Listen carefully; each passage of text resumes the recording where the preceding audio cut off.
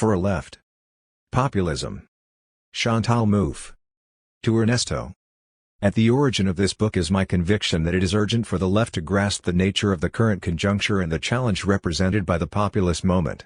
We are witnessing a crisis of the neoliberal hegemonic formation, and this crisis opens the possibility for the construction of a more democratic order. To be able to seize this opportunity, it is essential to come to terms with the nature of the transformations undergone in the last 30 years and their consequences for democratic politics. I am convinced that so many socialist and social democratic parties are in disarray because they stick to an inadequate conception of politics, a conception whose critique has been at the center of my reflection for many years.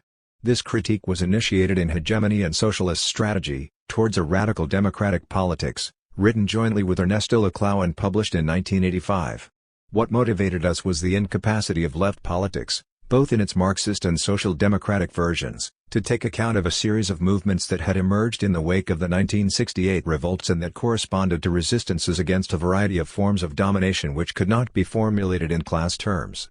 The second wave of feminism, the gay movement, the anti-racist struggles and issues around the environment had profoundly transformed the political panorama, but the traditional left parties were not receptive to those demands whose political character they were unable to acknowledge. It was in view of remedying those shortcomings that we decided to inquire about the reasons for such a situation. We soon realized that the obstacles to be overcome came from the essentialist perspective dominant in left thinking. According to this perspective, that we called class essentialism, political identities were the expression of the position of the social agents and the relations of production, and their interests were defined by this position. It was no surprise that such a perspective was unable to understand demands that were not based on class. An important part of the book was dedicated to refuting this essentialist approach, utilizing insights from post-structuralism. Combining those insights with those of Antonio Gramsci, we developed an alternative anti-essentialist approach apt to grasp the multiplicity of struggles against different forms of domination. To give a political expression to the articulation of those struggles, we proposed redefining the socialist project in terms of the radicalization of democracy. Such a project consisted in the establishment of a chain of equivalences articulating the demands of the working class with those of the new movements in order to construct a common will aiming at the creation of what Gramsci called an expansive hegemony. By reformulating the project of the left in terms of radical and plural democracy, we inscribed it in the wider field of the democratic revolution, indicating that multiple struggles for emancipation are founded on the plurality of social agents and of their struggles. The field of social conflict was thereby extended rather than being concentrated in a privileged agent like the working class. To be clear, contrary to some disingenuous readings of our argument, this does not mean we privilege the demands of the new movements at the expense of those of the working class. What we stressed was the need for a left politics to articulate the struggles about different forms of subordination without attributing any a priori centrality to any of them. We also indicated that the extension and radicalization of democratic struggles would never achieve a fully liberated society, and the emancipatory project could not be conceived any longer as the elimination of the state. There will always be antagonisms, struggles and partial opaqueness of the social. This is why the myth of communism as a transparent and reconciled society, clearly implying the end of politics, had to be abandoned. The book was written in a conjuncture marked by the crisis of the social democratic hegemonic formation established during the post-war years.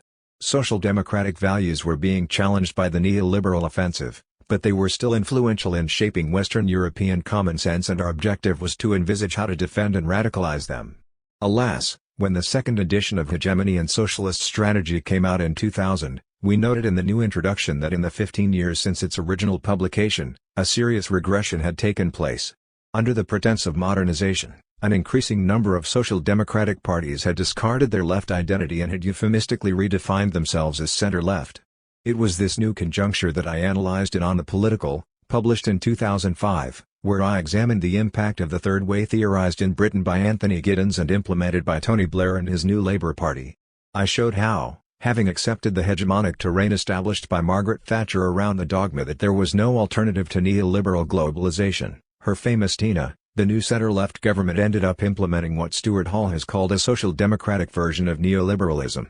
By claiming that the adversarial model of politics and the left/right opposition had become obsolete, and by celebrating the consensus at the center between center-right and center-left, the so-called radical center promoted a technocratic form of politics according to which politics was not a partisan confrontation but the neutral management of public affairs. As Tony Blair used to say, The choice is not between a left-wing economic policy and a right-wing one but between a good economic policy and a bad one. Neoliberal globalization was seen as a fate that we had to accept, and political questions were reduced to mere technical issues to be dealt with by experts. No space was left for the citizens to have a real choice between different political projects, and their role was limited to approving the rational policies elaborated by those experts. Contrary to those who presented such a situation as progress for a maturing democracy, I argued that this post-political situation was the origin of a process of disaffection with democratic institutions, manifested in the increasing level of abstention. I also warned against the growing success of right-wing populist parties pretending to offer an alternative that gave back to the people the voice that had been confiscated by the establishment elites. I insisted on the need to break with the post-political consensus and to reaffirm the partisan nature of politics in order to create the conditions of an agonistic debate about possible alternatives. At that time, as I now realize, I was still thinking that socialist and social democratic parties could be transformed in order to implement the project of radicalization of democracy that we were advocating in hegemony and socialist strategy. Clearly this did not happen, and social democratic parties have entered into a process of decline in most Western European democracies, while important inroads have been made by right-wing populism. However, the 2008 economic crisis brought to the fore the contradictions of the neoliberal model, and today the neoliberal hegemonic formation is being called into question by a variety of anti-establishment movements, both from the right and from the left. This is the new conjuncture, which I will call the populist moment, that I intend to scrutinize here. The central argument of this book is that to intervene in the hegemonic crisis, it is necessary to establish a political frontier, and that left populism, understood as a discursive strategy of construction of the political frontier between the people and the oligarchy, constitutes, in the present conjuncture, the type of politics needed to recover and deepen democracy. When I wrote on the political, I suggested reviving the left/right frontier, but I am now convinced that, as traditionally configured, such a frontier is no longer adequate to articulate a collective will that contains the variety of democratic demands that exist today. The populist moment is the expression of a set of heterogeneous demands, which cannot be formulated merely in terms of interests linked to determinate social categories. Furthermore, in neoliberal capitalism, new forms of subordination have emerged outside the productive process. They have given rise to demands that no longer correspond to social sectors defined in sociological terms and by their location in the social structure. Such claims, the defense of the environment, struggles against sexism, racism and other forms of domination, have become increasingly central. This is why today the political frontier needs to be constructed in a populist transversal mode. Nevertheless, I will also argue that the populist dimension is not sufficient to specify the type of politics required by the current conjuncture. It needs to be qualified as a left populism to indicate the values that this populism pursues. By acknowledging the crucial role played by the democratic discourse in the political imaginary of our societies, and by establishing, around democracy as the hegemonic signifier, a chain of equivalence among the manifold struggles against subordination, a left populist strategy resonates with the aspirations of many people. In the next few years, I argue, the central axis of the political conflict will be between right-wing populism and left-wing populism. And as a result, it is through the construction of a people, a collective will that results from the mobilization of common effects in defense of equality and social justice, that it will be possible to combat the xenophobic policies promoted by right-wing populism.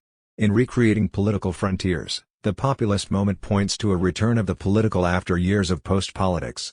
This return may open the way for authoritarian solutions, through regimes that weaken liberal democratic institutions, but it can also lead to a reaffirmation and extension of democratic values. Everything will depend on which political forces will succeed in hegemonizing the current democratic demands in the kind of populism that emerges victorious from the struggle against post-politics. 1. The populist moment.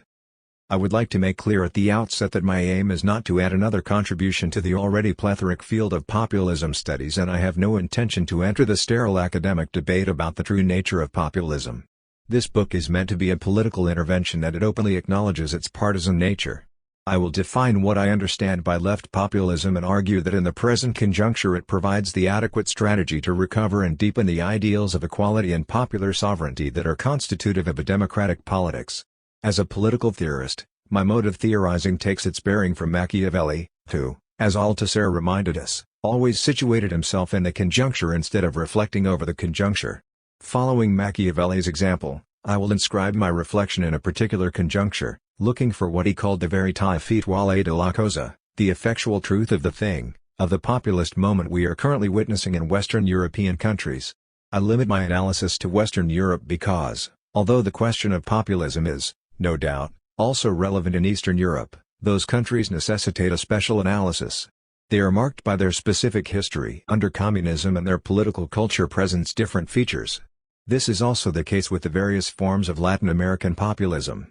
While there are family resemblances between the various populisms, they correspond to characteristic conjunctures and they need to be apprehended according to their various contexts.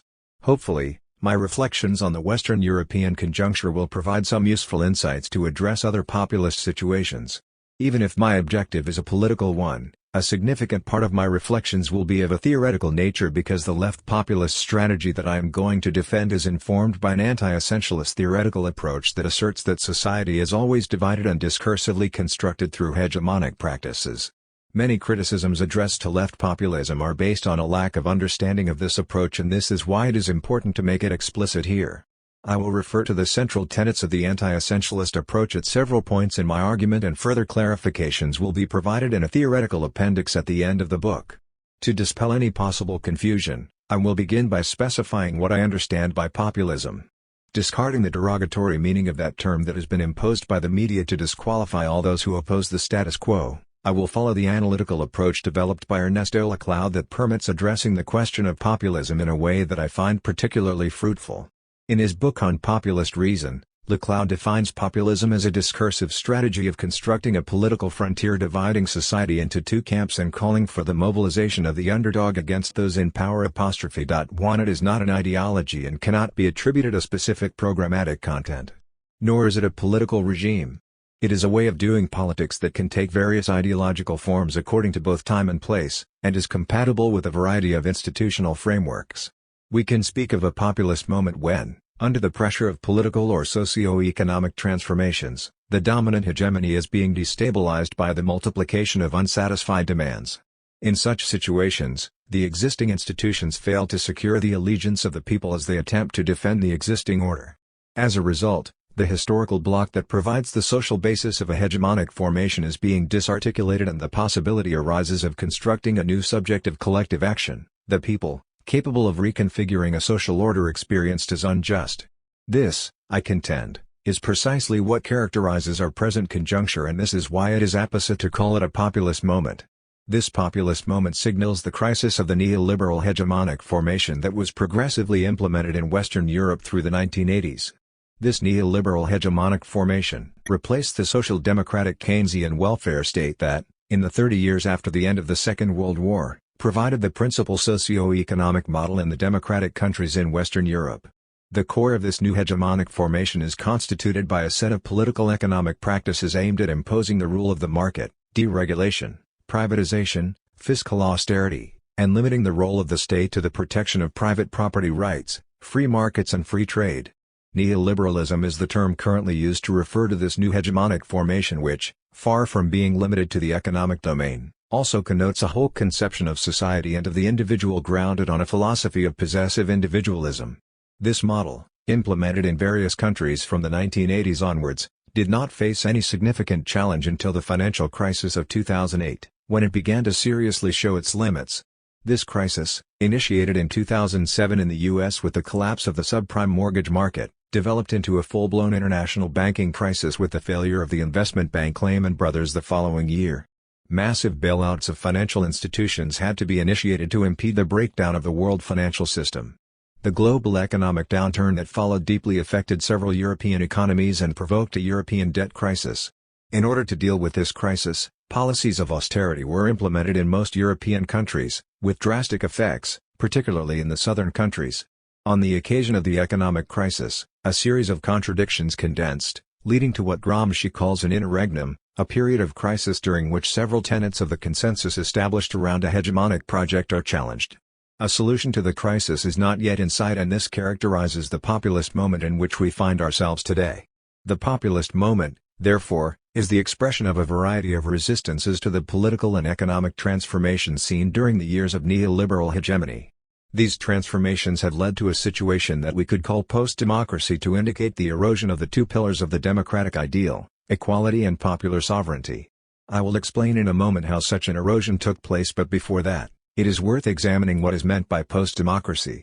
Post-democracy, first proposed by Colin Crouch, signals the decline in the role of parliaments and the loss of sovereignty that is the consequence of neoliberal globalization. According to Crouch, the fundamental cause of democratic decline in contemporary politics is the major imbalance now developing between the role of corporate interests and those of virtually all other groups. Taken alongside the inevitable entropy of democracy, this is leading to politics once again becoming an affair of closed elites, as it was in pre-democratic times. 2. Jacques Rancière also uses this term, which he defines in the following way. Post-democracy is the government practice and conceptual legitimization of a democracy after the demos, a democracy that has eliminated the appearance, miscount, and dispute of the people and is thereby reducible to the sole interplay of state mechanisms and combinations of social energies and interests. 3. While not disagreeing with either definition, my use of the term is somewhat different because, through a reflection on the nature of liberal democracy, I aim to bring to the fore a different feature of neoliberalism. As is well known, etymologically speaking, democracy comes from the Greek demos/kratos, which means the power of the people. When we speak of democracy in Europe, we refer, however, to a specific model, the Western model that results from the inscription of the democratic principle in a particular historical context. This model has received a variety of names: representative democracy, constitutional democracy, liberal democracy, pluralist democracy. In all cases, what is in question is a political regime characterized by the articulation of two different traditions. On the one hand, the tradition of political liberalism, the rule of law, the separation of powers and the defense of individual freedom; on the other hand, the democratic tradition, whose central ideas are equality and popular sovereignty. There is no necessary relationship between these two traditions but only a contingent historical articulation that, as C.B. Macpherson has shown, took place through the joint struggles of the liberals and the Democrats against absolutist regimes. 4. Some authors, like Carl Schmitt, affirm that this articulation produced an unviable regime because liberalism denies democracy and democracy denies liberalism. Others, following Jürgen Habermas, maintain the co-originality of the principles of freedom and equality. Schmitt is certainly right in pointing out the existence of a conflict between the liberal grammar, which postulates universality and the reference to humanity, and the grammar of democratic equality, which requires the construction of a people and a frontier between a we and a they. But I think he is mistaken in presenting that conflict as a contradiction that must inevitably lead a pluralistic liberal democracy to self-destruction.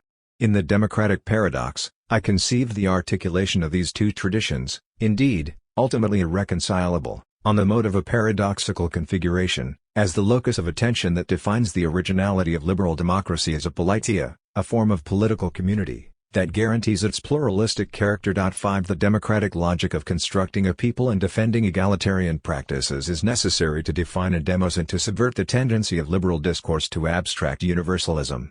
But its articulation with liberal logic allows us to challenge the forms of exclusion that are inherent in the political practices of determining the people that will govern.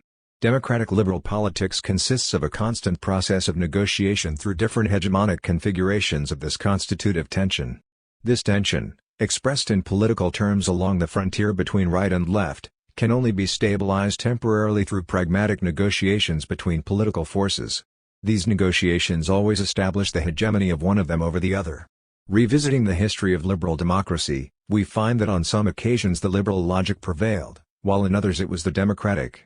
Nonetheless, the two logics remained in force, and the possibility of an agonistic negotiation between right and left, which is specific to the liberal democratic regime, always remained active. The previous considerations only concern liberal democracy envisaged as a political regime, but it is evident that those political institutions never exist independently of their inscription in an economic system. In the case of neoliberalism, for instance, we are dealing with a social formation that articulates a particular form of liberal democracy with financial capitalism. Although this articulation needs to be taken into account when studying a specific social formation, it is possible, at the analytical level, to examine the evolution of the liberal democratic regime as a political form of society, so as to bring to the fore some of its characteristics.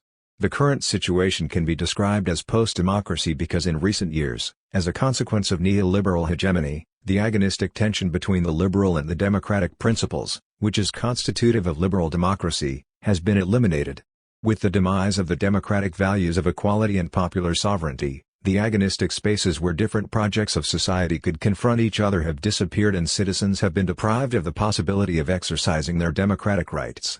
To be sure, democracy is still spoken of, but it has been reduced to its liberal component, and it only signifies the presence of free elections and the defense of human rights.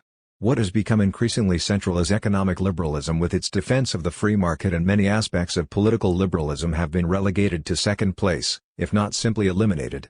This is what I mean by post-democracy. In the political arena, the evolution towards post-democracy was made manifest through what I proposed in On the Political to call post-politics, which blurs the political frontier between the right and the left. 6 Under the pretext of the modernization imposed by globalization, social democratic parties have accepted the diktats of financial capitalism and the limits they impose to state interventions and their redistributive policies. As a result, the role of parliaments and institutions that allow citizens to influence political decisions has been drastically reduced.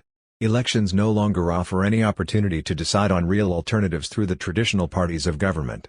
The only thing that post-politics allows is a bipartisan alternation of power between center-right and center-left parties.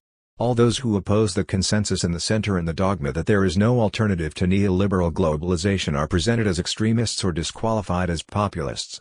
Politics therefore has become a mere issue of managing the established order, a domain reserved for experts, and popular sovereignty has been declared obsolete. One of the fundamental symbolic pillars of the democratic ideal, the power of the people, has been undermined because post-politics eliminates the possibility of an agonistic struggle between different projects of society, which is the very condition for the exercise of popular sovereignty. Next to post-politics, there is another development that needs to be taken into account when understanding the causes of the post-democratic condition: the growing oligarchization of Western European societies. Changes at the political level have taken place in the context of a new mode of regulation of capitalism, where financial capital occupies a central place. With the financialization of the economy, there was a great expansion of the financial sector at the expense of the productive economy. This explains the exponential increase in inequalities we have witnessed in recent years. Privatization and deregulation policies contributed to a drastic deterioration in the conditions of the workers. Under the combined effects of deindustrialization, the promotion of technological changes and processes of relocation of industries to countries where labor was cheaper, many jobs were lost. With the effects of the austerity policies that were imposed after the 2008 crisis, this situation also affects a large part of the middle class, which has entered into a process of pauperization and precarization. As a result of this process of oligarchization, the other pillar of the democratic ideal, the defense of equality, has also been eliminated from the liberal democratic discourse. What now rules is an individualistic liberal vision that celebrates consumer society and the freedom that the markets offer. It is in the post-democratic context of the erosion of the democratic ideals of popular sovereignty and equality that the populist moment should be apprehended. It is characterized by the emergence of manifold resistances against a politico-economic system that is increasingly perceived as being controlled by privileged elites who are deaf to the demands of the other groups in society. At the beginning, most of the political resistances against the post-democratic consensus came from the right. In the 1990s, right-wing populist parties like the FPÖ in Austria and the Front National in France began to present themselves as aiming to give back to the people the voice of which they had been deprived by the elites. By drawing a frontier between the people and the political establishment, they were able to translate into a nationalistic vocabulary the demands of the popular sectors who felt excluded from the dominant consensus. This is, for instance, how Jörg Haider transformed the Freedom Party of Austria into a protest party against the Grand Coalition. By mobilizing the themes of popular sovereignty, he managed to articulate the growing resistances to the way the country was governed by a coalition of elites that impeded a real democratic debate. 7. The political panorama, which had already shown signs of left radicalization with a variety of anti-globalization movements, changed significantly in 2011. When austerity policies began to affect the living conditions of broad sectors of the population, important popular protests took place in several European countries and the post-political consensus began to unravel.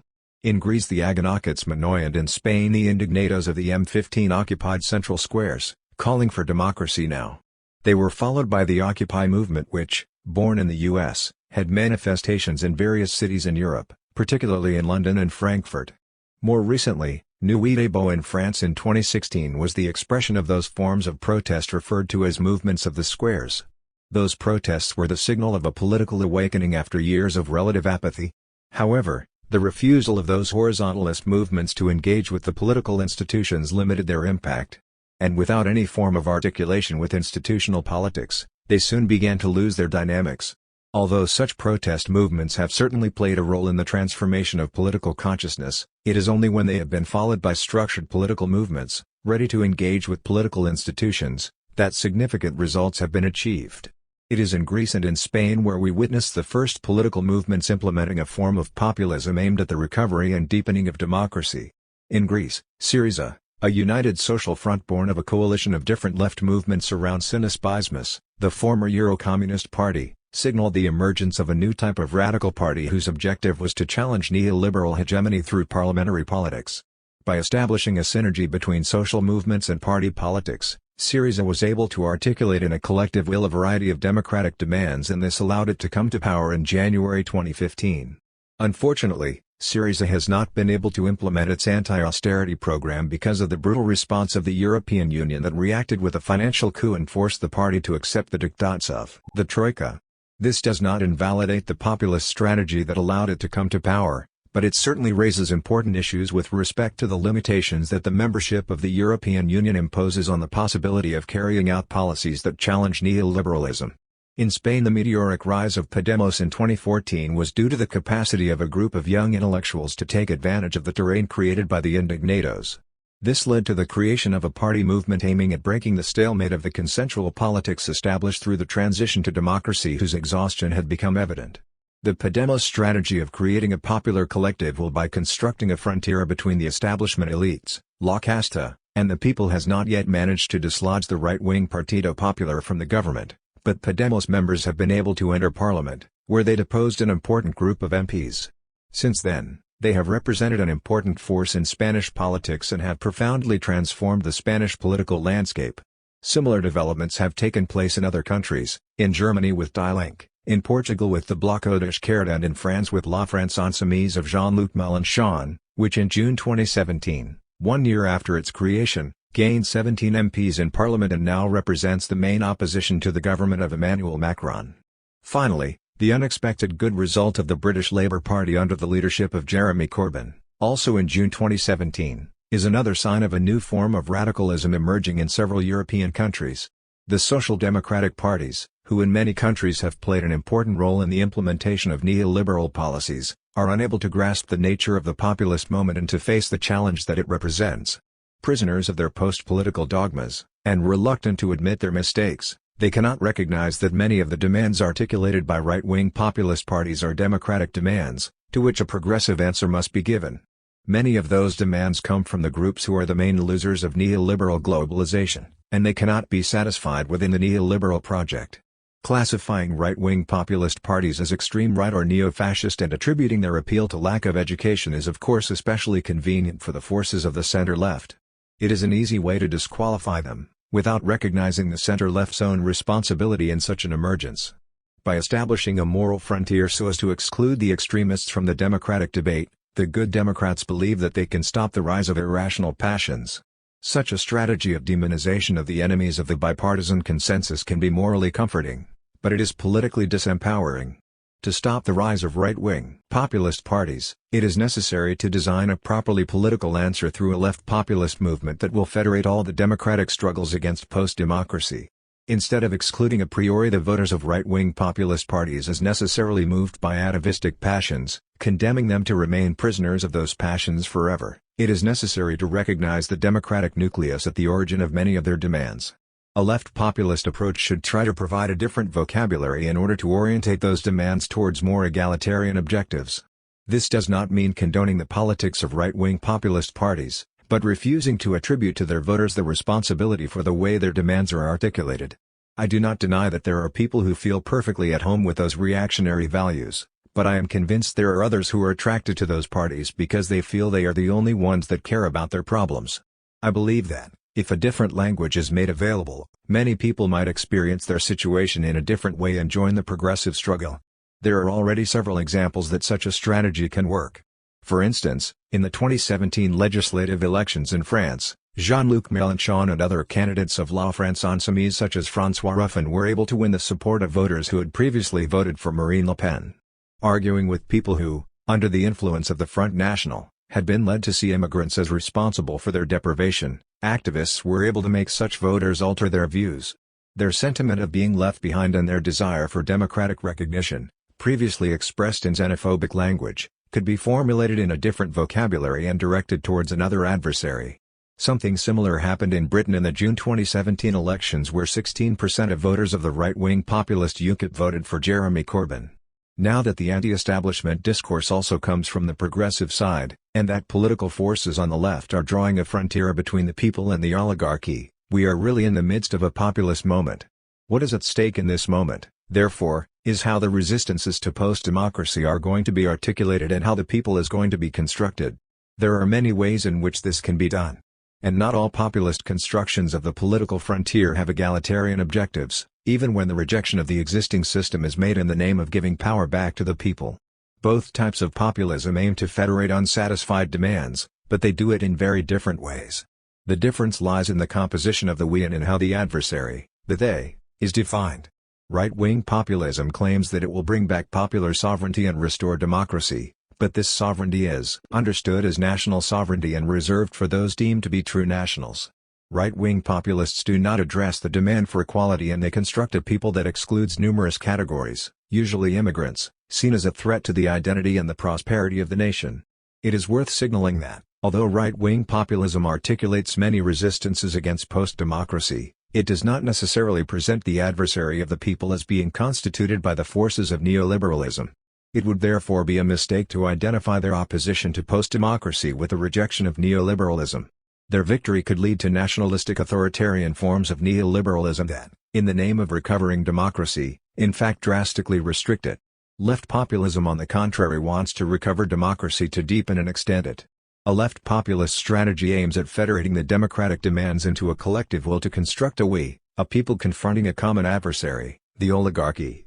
This requires the establishment of a chain of equivalence among the demands of the workers, the immigrants and the precarious middle class, as well as other democratic demands, such as those of the LGBT community. The objective of such a chain is the creation of a new hegemony that will permit the radicalization of democracy. 2. Learning from Thatcherism.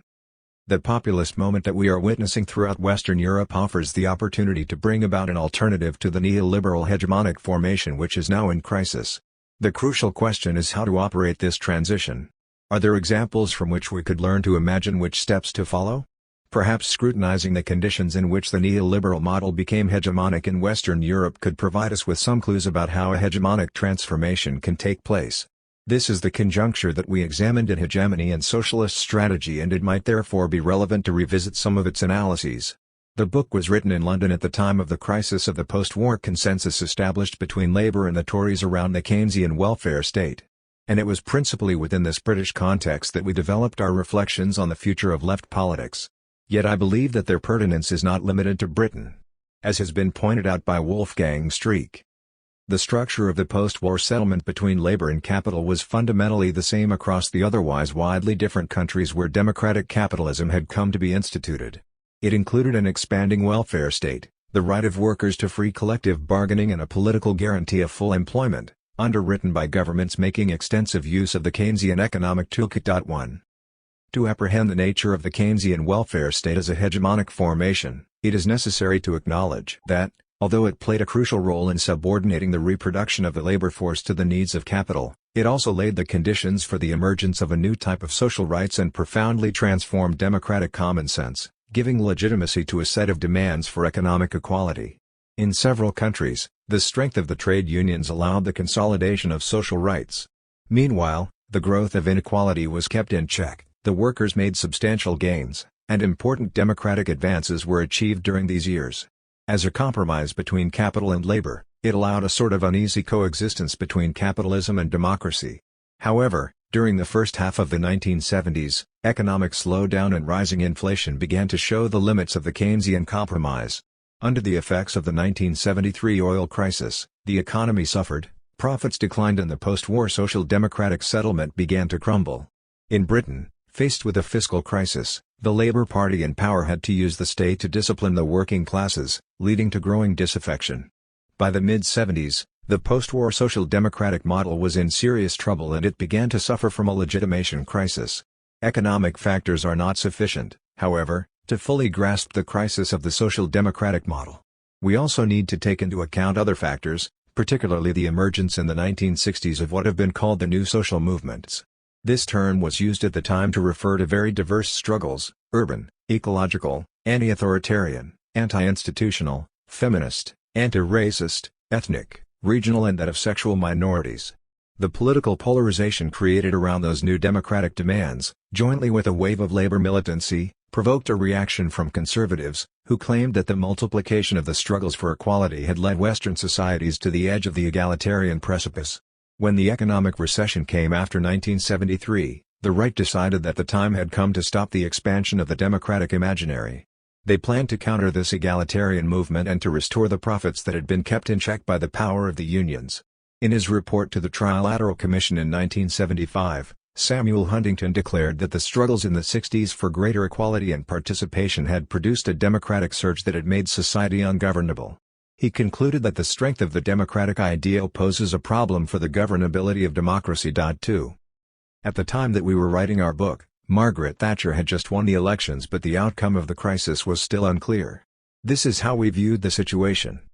It cannot be doubted that the proliferation of new antagonisms and of new rights is leading to a crisis of the hegemonic formation of the post-war period. But the form in which this crisis will be overcome is far from being predetermined, as the manner in which rights will be defined and the forms which struggle against subordination will adopt are not unequivocally established. 3. We claimed that, to counter the offensive of the right, it was crucial for labor to expand its social basis by acknowledging the shortcomings of its corporatist politics and to incorporate the critics made by the new social movements, whose democratic demands it was essential to articulate alongside those of the working class. The objective was to constitute a new historical bloc around a socialist project redefined in terms of the radicalization of democracy. We were convinced that only a hegemonic project aiming at the extension of the democratic principles of liberty and equality to a wider set of social relations could offer a progressive outcome to the crisis. Alas, the Labour Party, prisoner of its economistic and essentialist vision, was unable to grasp the need for a hegemonic politics, and it clung to an old-fashioned defense of its traditional positions. It was thereby unable to resist the assault of the forces opposed to the Keynesian model, and this opened the way for the cultural and ideological victory of the neoliberal project. Margaret Thatcher's objective when she became Prime Minister in 1979 was to break the post-war consensus between Tories and Labour, which she claimed to be the cause of British stagnation. Contrary to the Labour Party, she was well aware of the partisan nature of politics and the importance of the hegemonic struggle. Her strategy was clearly a populist one. It consisted in drawing a political frontier between, on one side, the forces of the establishment, identified with the oppressive state bureaucrats, the trade unions and those who benefited from state handouts, and, on the other, the industrious people who were the victims of the various bureaucratic forces and their different allies. Her main target was the trade unions, whose power she decided to destroy. She engaged in a frontal confrontation with the National Union of Mine Workers led by Arthur Scargill, whom she declared to be the enemy within. The miners' strike, 1984-5, the most bitter industrial dispute in Britain's history, was a turning point in her trajectory. It ended with a decisive victory for the government that was thereafter in a position to impose its conditions on the weakened trade union movement and to consolidate its economically liberal program. In a moment when the post-war Keynesian consensus was cracking, Margaret Thatcher intervened in order to forcefully challenge the status quo. By erecting a political frontier, she was able to disarticulate the key elements of the social democratic hegemony and to establish a new hegemonic order based on popular consent. This is something that Labour politicians with their essentialist view of politics could not grasp. Instead of developing a counter-hegemonic offensive, they were convinced that the increase in the unemployment level caused by neoliberal policies and the worsening of the conditions of the workers would soon put them back in government. They were passively expecting the deterioration of the economic conditions to work in their favour without realising that, in the meantime, Thatcher was consolidating her neoliberal revolution. Analyzing the hegemonic strategy that he called Thatcherism and defined as authoritarian populism, Stuart Hall noted that Thatcherite populism combines the resonant themes of organic Toryism, nation, family, duty, authority, standards, traditionalism, with the aggressive themes of a revived neoliberalism, self-interest, competitive individualism, anti-statism. For Thatcher's success in implementing neoliberal policies in Britain was made possible by her capacity to capitalise on the resistances to the collectivist and bureaucratic way in which the welfare state had been implemented. Thatcher was able to get the support of many sectors for her neoliberal project because they were attracted by her celebration of individual freedom and her promise to liberate them from the oppressive power of the state. Such a discourse resonated, even with the beneficiaries of state intervention, as they resented the bureaucratic way in which those benefits were often distributed. By opposing the interests of some categories of workers to those of the feminists and the immigrants, presented as being responsible for stealing their jobs, she managed to win to her side important sectors of the working class. In her onslaught against the social democratic hegemony, Margaret Thatcher intervened on several fronts, economic, political and ideological, to discursively reconfigure what was up to that moment considered common sense and combat its social democratic values. The main objective was to sever the link that had been established between liberalism and democracy through which, as C.B. Macpherson argued, liberalism had been democratized. Friedrich Hayek, Thatcher's favorite philosopher, insisted on the need to reaffirm the true nature of liberalism as the doctrine that seeks to reduce the powers of the state to a minimum in order to maximize the central political objective, individual liberty. This was the notion that he defined negatively as that condition of men in which coercion of some by others is reduced as much as possible in society. 5. Another move in this ideological strategy was to foster the resignification of democracy, subordinating it to freedom. According to Hayek, the idea of democracy is secondary to the idea of individual liberty, so that a defense of economic liberty and private property replaces a defense of equality as the privileged value in a liberal society. For him, democracy is essentially a means, a utilitarian device for safeguarding internal peace and individual freedom. 6. He was adamant that if a conflict were to arise between democracy and freedom, priority should be given to freedom and democracy should be sacrificed. In his later years, he even went to the extreme of suggesting the abolition of democracy. With a discourse opposing the good, responsible taxpayers to the bureaucratic elites which were restraining the taxpayers' liberty through abusive use of state power, Thatcher succeeded in consolidating a historical bloc around her neoliberal vision and profoundly transforming the configuration of social and economic forces. At some point, however, her politics was perceived as too divisive by the Tories and, after having won 3 elections, when the implementation of the poll tax in 1989 led to outbreaks of street violence, they forced her to resign in 1990. By that time, however, Margaret Thatcher had secured her neoliberal revolution, and when she left the government, the neoliberal vision had become so deeply ingrained in the common sense that, when Labour came back to power in 1997 with Tony Blair, it did not even try to challenge the neoliberal hegemony. Indeed, as Hall showed, one finds in the discourse of New Labour all the key Thatcherite discursive figures. The taxpayer, hard-working man, overtaxed to fund the welfare scrounger, and the customer, fortunate housewife, free to exercise limited choice in the marketplace, for whom the choice agenda and personalized delivery were specifically designed. No one ever thinks either could also be a citizen who needs or relies on public services. 7. No wonder that when asked in later years what had been her greatest achievement, Margaret Thatcher replied, "Tony Blair and New Labour. We forced our opponents to change their minds." What was in fact a capitulation to neoliberalism was theorized by the people around New Labour as a third way, a form of politics beyond left and right, and presented as the most advanced conception of progressive politics.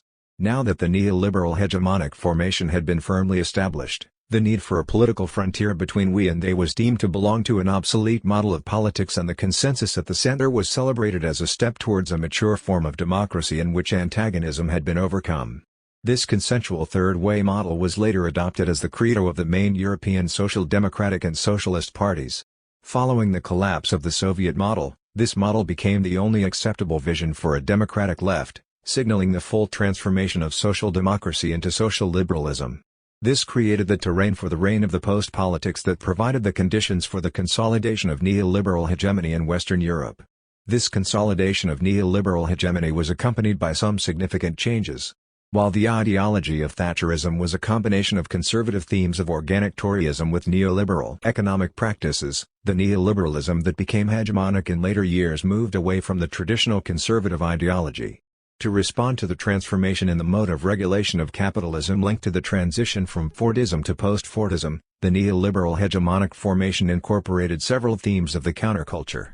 In their book The New Spirit of Capitalism, Luc Boltanski and Yves Chiapella bring to light the way in which, faced with the challenge represented by the new movements, capitalists managed to use the demands for autonomy of those movements, harnessing them in the development of the post-Fordist networked economy and transforming them into new forms of control. 8 Several forms of artistic critique, the term they use to refer to the aesthetic strategies of the counterculture, including the search for authenticity, the ideal of self-management and the anti-hierarchical exigency, were used to promote the conditions required by the new mode of capitalist regulation, replacing the disciplinary framework characteristic of the Fordist period. This created favorable conditions to co-opt and neutralize many of the demands of the new social movements, using them to liberalize labor and promote a selfish individualism. Several theorists on the left have been very critical of Boltanski and Chiapello, accusing them of presenting the countercultural movements as being responsible for the victory of neoliberal values. Such interpretation is based on a misunderstanding of their approach, whose interest, from a hegemonic perspective, as I pointed out in Agonistics, allows us to visualize the transition from Fordism to post-Fordism in terms of what Gramsci calls hegemony through neutralization or passive revolution. 9 By that, he refers to a situation where demands that challenge the hegemonic order are recuperated by the existing system, satisfying them in a way that neutralizes their subversive potential.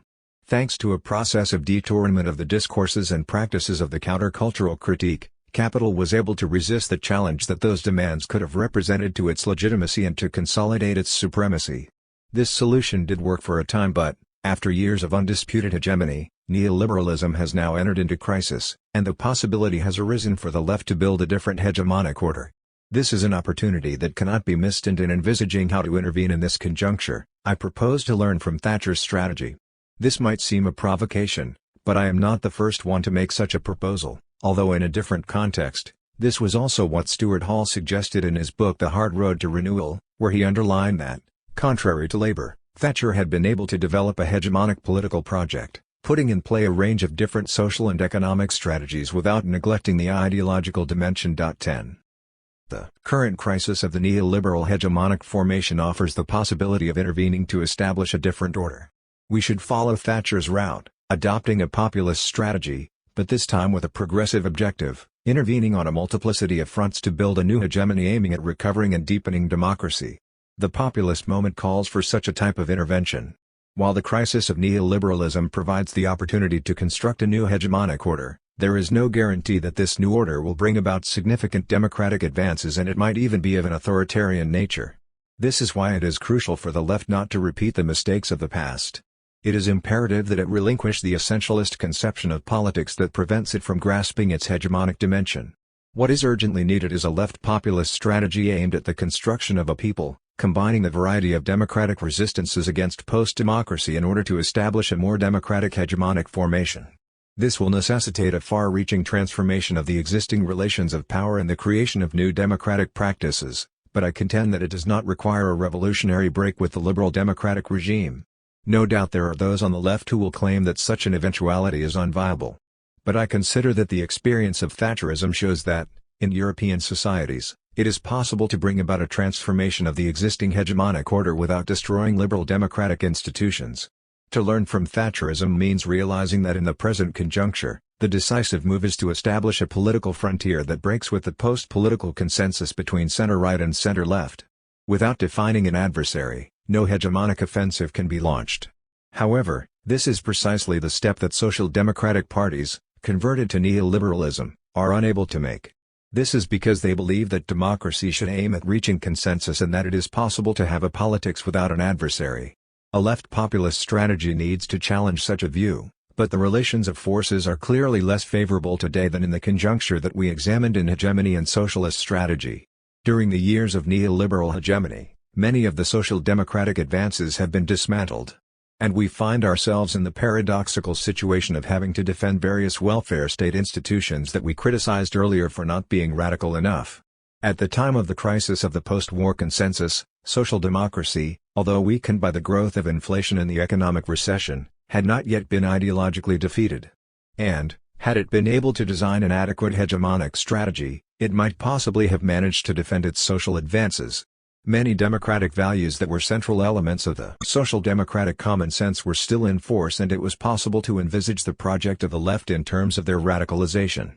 Obviously this is no longer the case, and there is no way that we could think of radicalizing neoliberalism. Nowadays, before being able to radicalize democracy, it is first necessary to recover it. The actual conjuncture calls for a rupture with the existing hegemonic formation, and this is something that social liberal parties are unable to acknowledge. Those parties have become too deeply integrated within the neoliberal hegemonic formation, and their reformist discourse does not allow them to draw a political frontier and to visualize an alternative vision. For such parties to be able to offer a solution to the crisis requires a profound transformation of their identity and their strategy. Since the collapse of the Soviet model, many sectors of the left are unable to visualize an alternative to the liberal view of politics other than the revolutionary one that they have discarded. Their recognition that the friend-slash-enemy model of politics is incompatible with pluralist democracy and that liberal democracy is not an enemy to be destroyed is to be applauded. But it has led them to negate the existence of antagonisms altogether and to accept the liberal conception that reduces politics to a competition among elites in a neutral terrain. The inability to envisage a hegemonic strategy is, I believe, the main shortcoming of social democratic parties. This is what impedes them from understanding the possibility of an adversarial, agonistic politics oriented towards the establishment of a different hegemonic order within the liberal democratic framework. Fortunately, there are some exceptions, as evidenced by the evolution of the British Labour Party that, under the leadership of Jeremy Corbyn, is implementing what corresponds to a left populist strategy. Contrary to the sectors of Labour who want to maintain the consensual model instigated by Tony Blair, Corbyn's followers and the Momentum movement have been promoting the establishment of a political frontier between the people and the establishment. It is very telling that for the recent electoral campaign, they used the Blairite slogan "for the many, not the few," but re-signified it in an agonistic way as constructing a political frontier between we and they. By making a clear break with the post-politics of the Blair years, and by designing a radical program, Corbyn's repoliticized Labour Party has been able to win back many disillusioned voters and to attract a huge following among young people. This testifies to the capacity of left populism to give a new impulse to democratic politics. The significant increase in the membership of the Labour Party under Corbyn also indicates that, contrary to what so many political scientists are claiming, the Reform Party has not become obsolete and it can be reactivated. Indeed, the Labour Party with almost 600,000 members is now the biggest European left-wing party. This shows that the disaffection experienced by political parties in recent years was a consequence of the post-political lack of alternative that was offered to citizens, and that this situation is reversed when they are given the possibility of identifying with a program of radicalization of democracy. 3. Radicalizing democracy. What does it mean to radicalize democracy? This is something that I need to clarify because there are many conceptions of radical democracy and serious misunderstandings have arisen with respect to the radical and plural democracy that was defended in hegemony and socialist strategy. Some people believe that we were calling for a total rupture with liberal democracy and for the creation of a completely new regime. In fact, what we were advocating was a radicalization of the ethico-political principles of liberal democratic regime, liberty and equality for all. An important dimension of this project was to question the belief held by some people on the left that to move towards a more just society, it was necessary to relinquish liberal democratic institutions and to build a completely new politeia, a new political community, from scratch. We asserted that, in democratic societies, further crucial democratic advances could be carried out through a critical engagement with the existing institutions. The problem with modern democratic societies, in our view, was that their constitutive principles of liberty and equality for all were not put into practice. The task of the left was not to discard them but to fight for their effective implementation. The radical and plural democracy that we advocated can therefore be conceived as a radicalization of the existing democratic institutions, with the result that the principles of liberty and equality become effective in an increasing number of social relations. This did not require a radical break of the revolutionary type, implying a total refoundation. Instead, it could be achieved in a hegemonic way, through an immanent critique that mobilizes the symbolic resources of the democratic tradition. I consider that it is also in the mode of an immanent critique that a left populist strategy can intervene to challenge post-democracy and restore the centrality of the democratic values of equality and popular sovereignty. Such a mode of intervention is possible because, despite their relegation by neoliberalism, democratic values still play a significant role in the political imaginary of our societies. Furthermore, their critical meaning can be reactivated to subvert the hegemonic order and create a different one. This is corroborated by the fact that many resistances against the post-democratic condition are being expressed in the name of equality and popular sovereignty. While there is no doubt that the current social and political regression has been brought about by neoliberal policies, it is notable that most of those protests do not take the form of a direct rejection of financial capitalism and of neoliberalism but of an indictment of the establishment elites seen as having imposed, without popular consultation, policies that privilege their interests. Therefore it is through the language of democracy that many citizens can articulate their protests. It is no doubt significant that the main targets of the movement of the squares were the shortcomings of the political system and of the democratic institutions, and that they did not call for socialism but for a real democracy. Remember the motto of the indignados in Spain: "We have a vote but we do not have a voice." To inscribe the left populist strategy in the democratic tradition is, in my view, the decisive move, because this establishes a connection with the political values that are central to popular aspirations. The fact that so many resistances against various forms of oppression are expressed as democratic demands testifies to the crucial role played by the signifier democracy in the political imaginary. Of course, this signifier is often abused, but it has not lost its radical potential. When used critically, emphasizing its egalitarian dimension, it constitutes a powerful weapon in the hegemonic struggle to create a new common sense. Indeed, Gramsci suggested such a path when he asserted that it was not a question of introducing from scratch a scientific form of thought into everyone's individual life, but of renovating and making critical an already existing activity. 1. To apprehend the role of the democratic discourse in the constitution of political subjectivity, it is necessary to understand that political identities are not a direct expression of objective positions in the social order.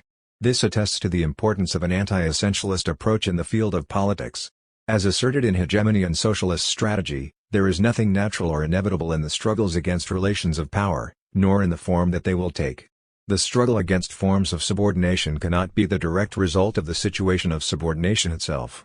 For relations of subordination to be transformed into sites of an antagonism, one needs the presence of a discursive exterior from which the discourse of subordination can be interrupted. This is precisely what the democratic discourse has made possible. It is thanks to the democratic discourse, which provides the main political vocabulary in Western societies, that relations of subordination can be put into question. When did the principles of liberty and equality become the matrix of a democratic imaginary?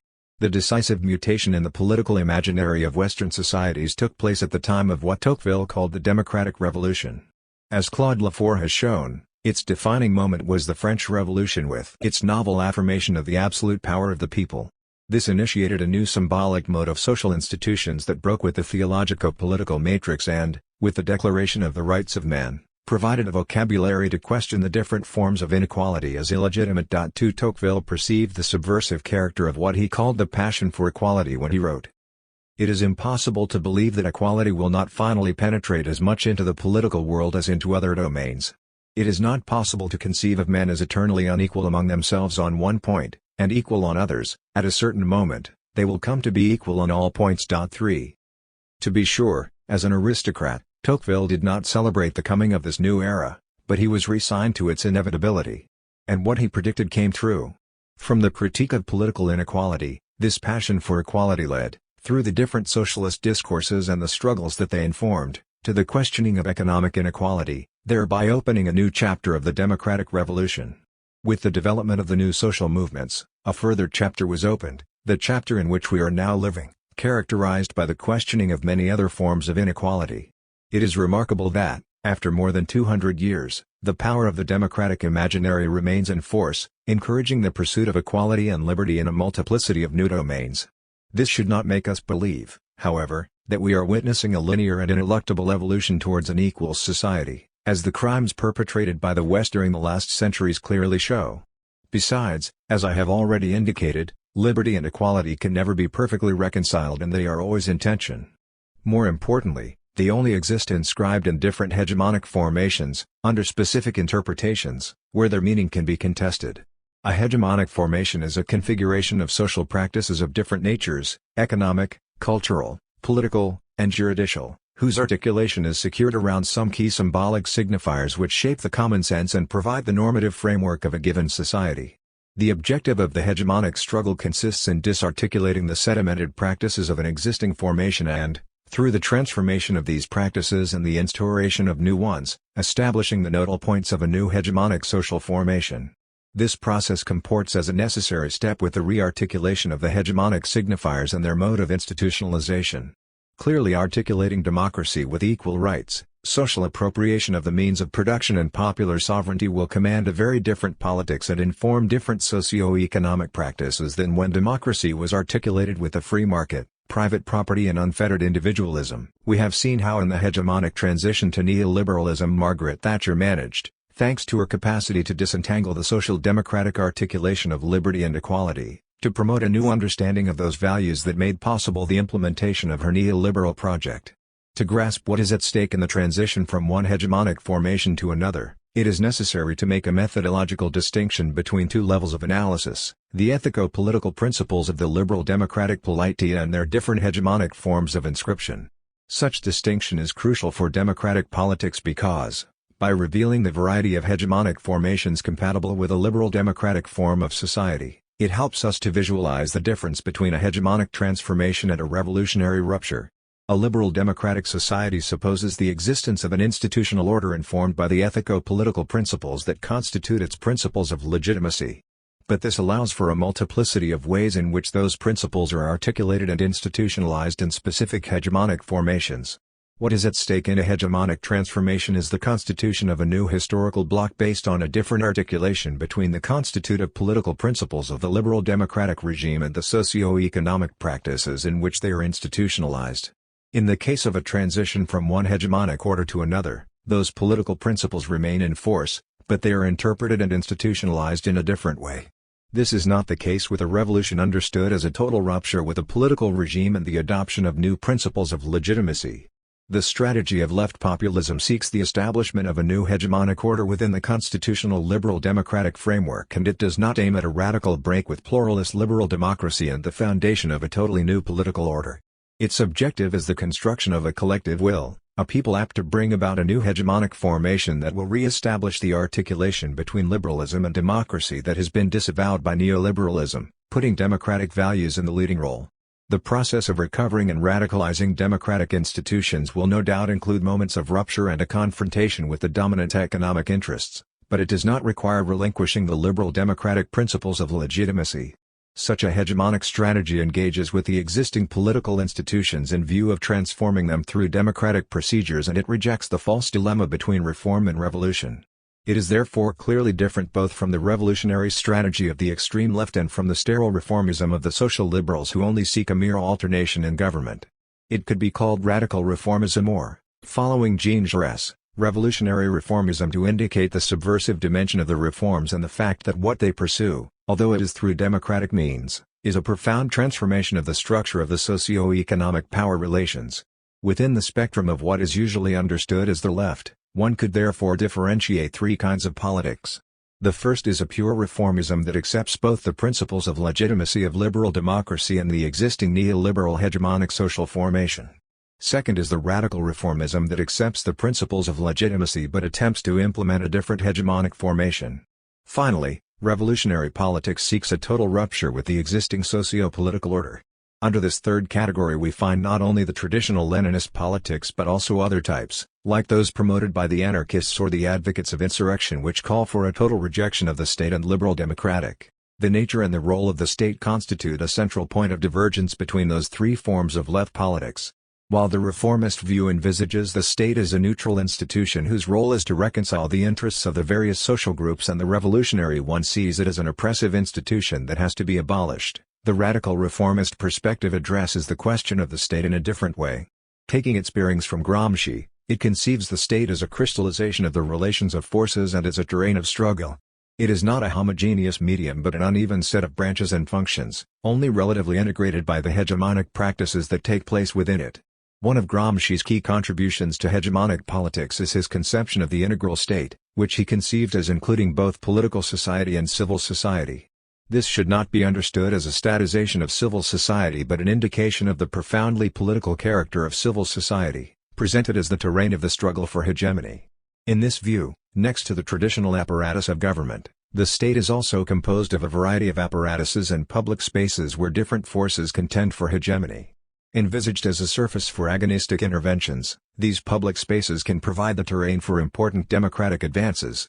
This is why a hegemonic strategy should engage with the diverse state apparatuses in order to transform them, so as to make the state a vehicle for the expression of the manifold of democratic demands.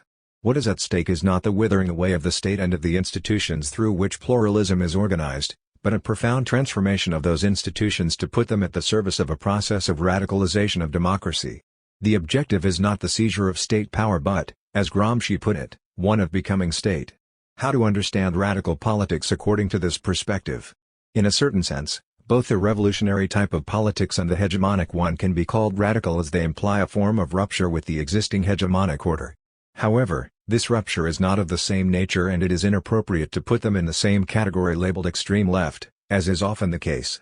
Contrary to what is often claimed, the left populist strategy is not an avatar of the extreme left but a different way of envisaging the rupture with neoliberalism through the recovery and radicalization of democracy.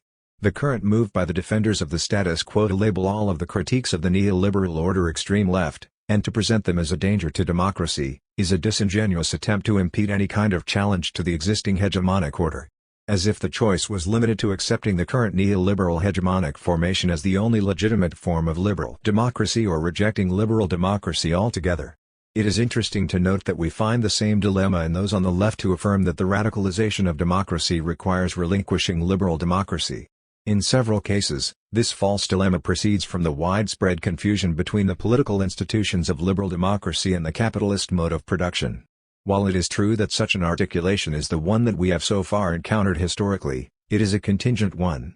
Despite the claim of many liberal theorists that political liberalism necessarily entails economic liberalism and that a democratic society requires a capitalist economy, it is clear that there is no necessary relationship between capitalism and liberal democracy. It is unfortunate that Marxism has contributed to this confusion by presenting liberal democracy as the superstructure of capitalism. It is really regrettable that this economistic approach is still accepted in several sectors of the left that call for the destruction of the liberal state. It is within the framework of the constitutive principles of the liberal state, the division of power, universal suffrage, multi-party systems and civil rights, that it will be possible to advance the full range of present-day democratic demands. To struggle against post-democracy does not consist in discarding those principles but in defending and radicalizing them. This does not mean accepting the capitalist order as the only possible one and, although it remains within the liberal democratic political framework, the politics of radical reformism that I advocate is not thereby prevented in challenging the capitalist relations of production. This is why it is important to distinguish between political liberalism and economic liberalism. The process of radicalizing democracy necessarily includes an anti-capitalist dimension as many of the forms of subordination that will need to be challenged are the consequences of capitalist relations of production. However, there is no reason to assume that the working class has an a priori privileged role in the anti-capitalist struggle. Indeed, there are no a priori privileged places in the anti-capitalist struggle. There are many points of antagonism between capitalism and various sectors of the population, and this means that, when this struggle is envisaged as an extension of the democratic principles, there will be a variety of anti-capitalist struggles. In some cases they might not even be perceived as being anti-capitalist by people involved in them and many will be conducted in the name of equality and conceived as struggles for democracy. People do not fight against capitalism as an abstract entity because they believe in a law of history leading to socialism. It is always on the basis of concrete situations that they are moved to act. If they struggle for equality it is because their resistances to various forms of domination are informed by democratic values and it is around those values, addressing their actual aspirations and subjectivities, and not in the name of anti-capitalism, that people can be mobilized. Even Marxists like David Harvey seem to agree with this perspective. Harvey writes, "It is the profoundly anti-democratic nature of neoliberalism backed by the authoritarianism of the neoconservatives that should surely be the main focus of social struggle." 4. The fundamental mistake of the extreme left has always been to ignore this. They do not engage with how people are in reality, but with how they should be according to their theories. As a result, they see their role as making them realize the truth about their situation. Instead of designating the adversaries in ways that people can identify, they use abstract categories like capitalism, thereby failing to mobilize the effective dimension necessary to motivate people to act politically. They are in fact insensitive to people's effective demands. Their anti-capitalist rhetoric does not find any echo in the groups whose interests they pretend to represent. This is why they always remain in marginal positions. The objective of a left populist strategy is the creation of a popular majority to come to power and establish a progressive hegemony. There is no blueprint for how this will take place or a final destination. The chain of equivalence through which the people is going to be constituted will depend on the historical circumstances. Its dynamics cannot be determined in isolation from all contextual reference. The same is true for the shape of the new hegemony that this strategy seeks to bring about. What is in question is not the establishment of a populist regime with a predefined program but the creation of a hegemonic formation that will foster the recovery and deepening of democracy. This hegemony will take different names according to the specific trajectories involved. It could be envisaged as democratic socialism, eco-socialism, associative democracy or participatory democracy. Everything depends on the contexts and national traditions. What is important, whatever the name, is the recognition that democracy is the hegemonic signifier around which the diverse struggles are articulated and that political liberalism is not discarded. An appropriate term could be liberal socialism, by which Norberto Bobbio refers to a social formation that combines liberal democratic institutions and an economic framework with several socialist characteristics.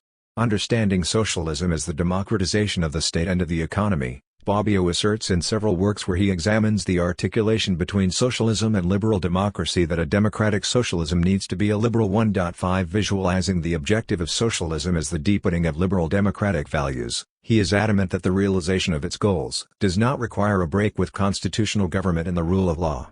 He forcefully defends the idea that the socialist goals could be realized within the framework of liberal democracy, insisting that they could only be realized within such a framework.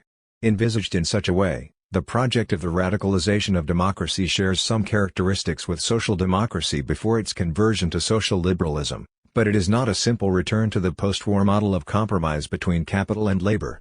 Such a comparison would not work anymore.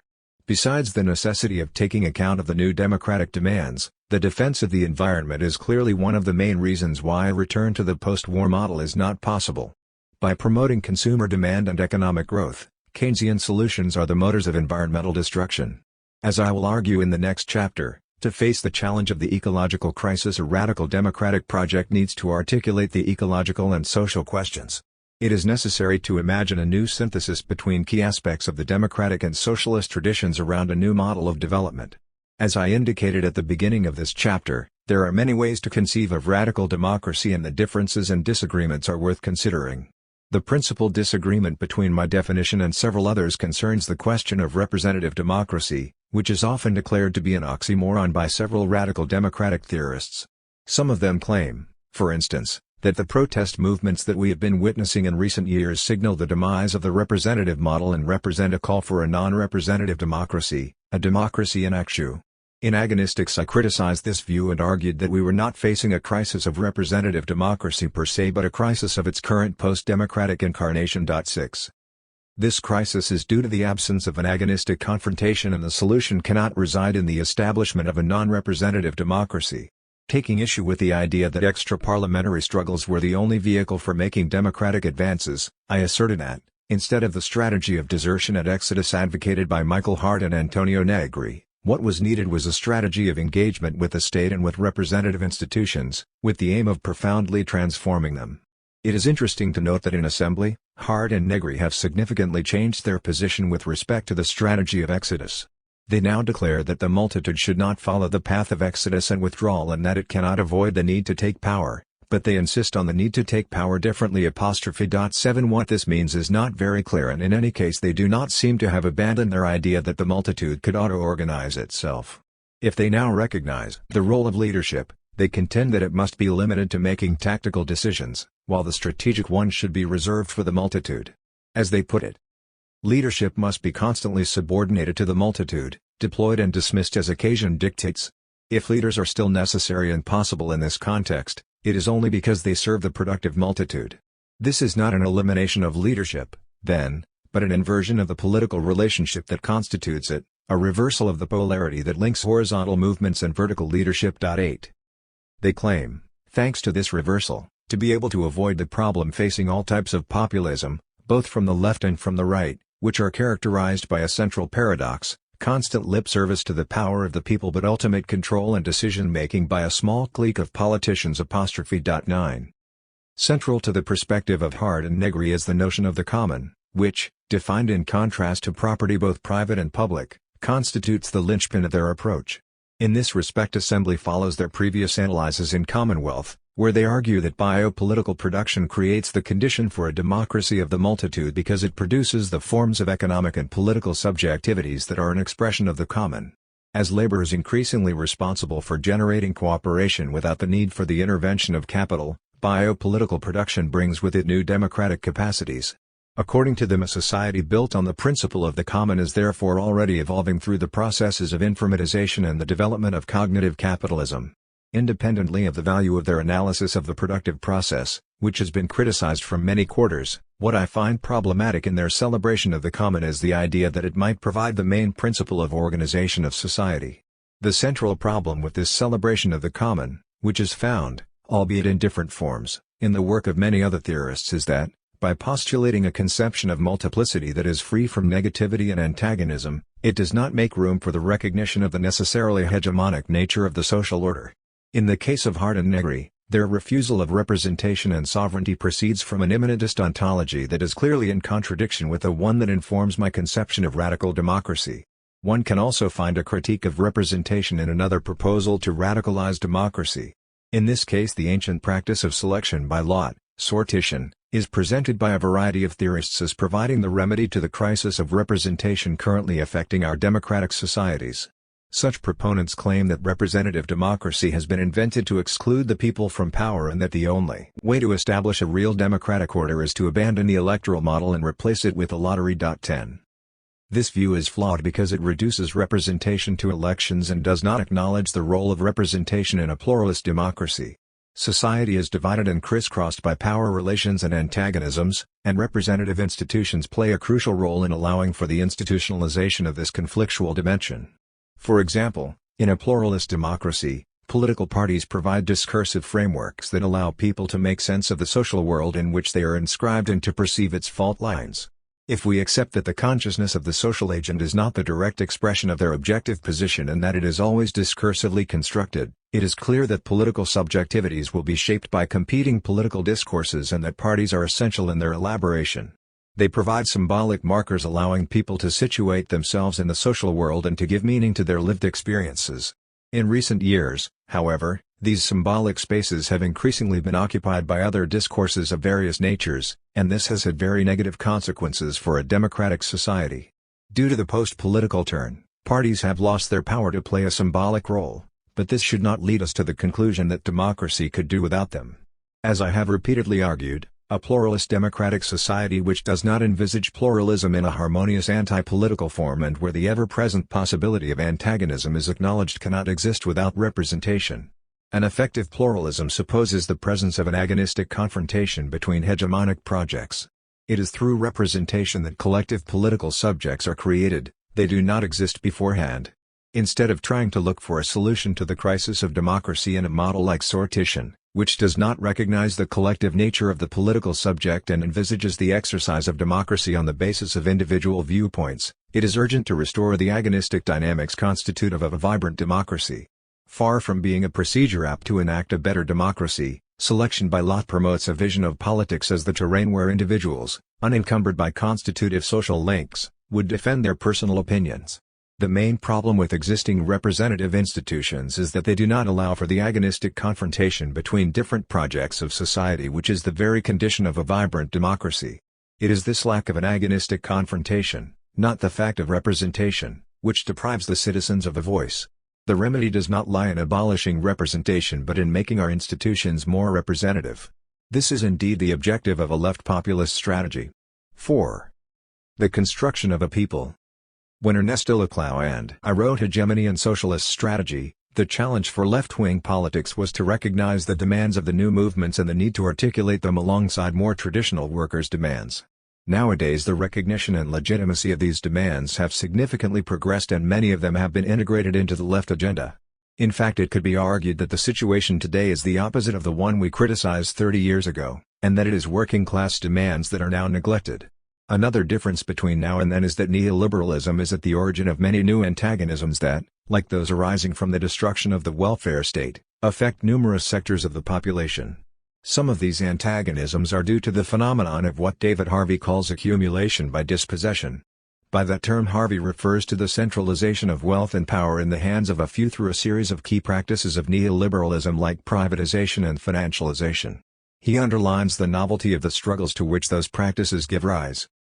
Accumulation by dispossession entails a very different set of practices from accumulation through the expansion of wage labor in industry and agriculture.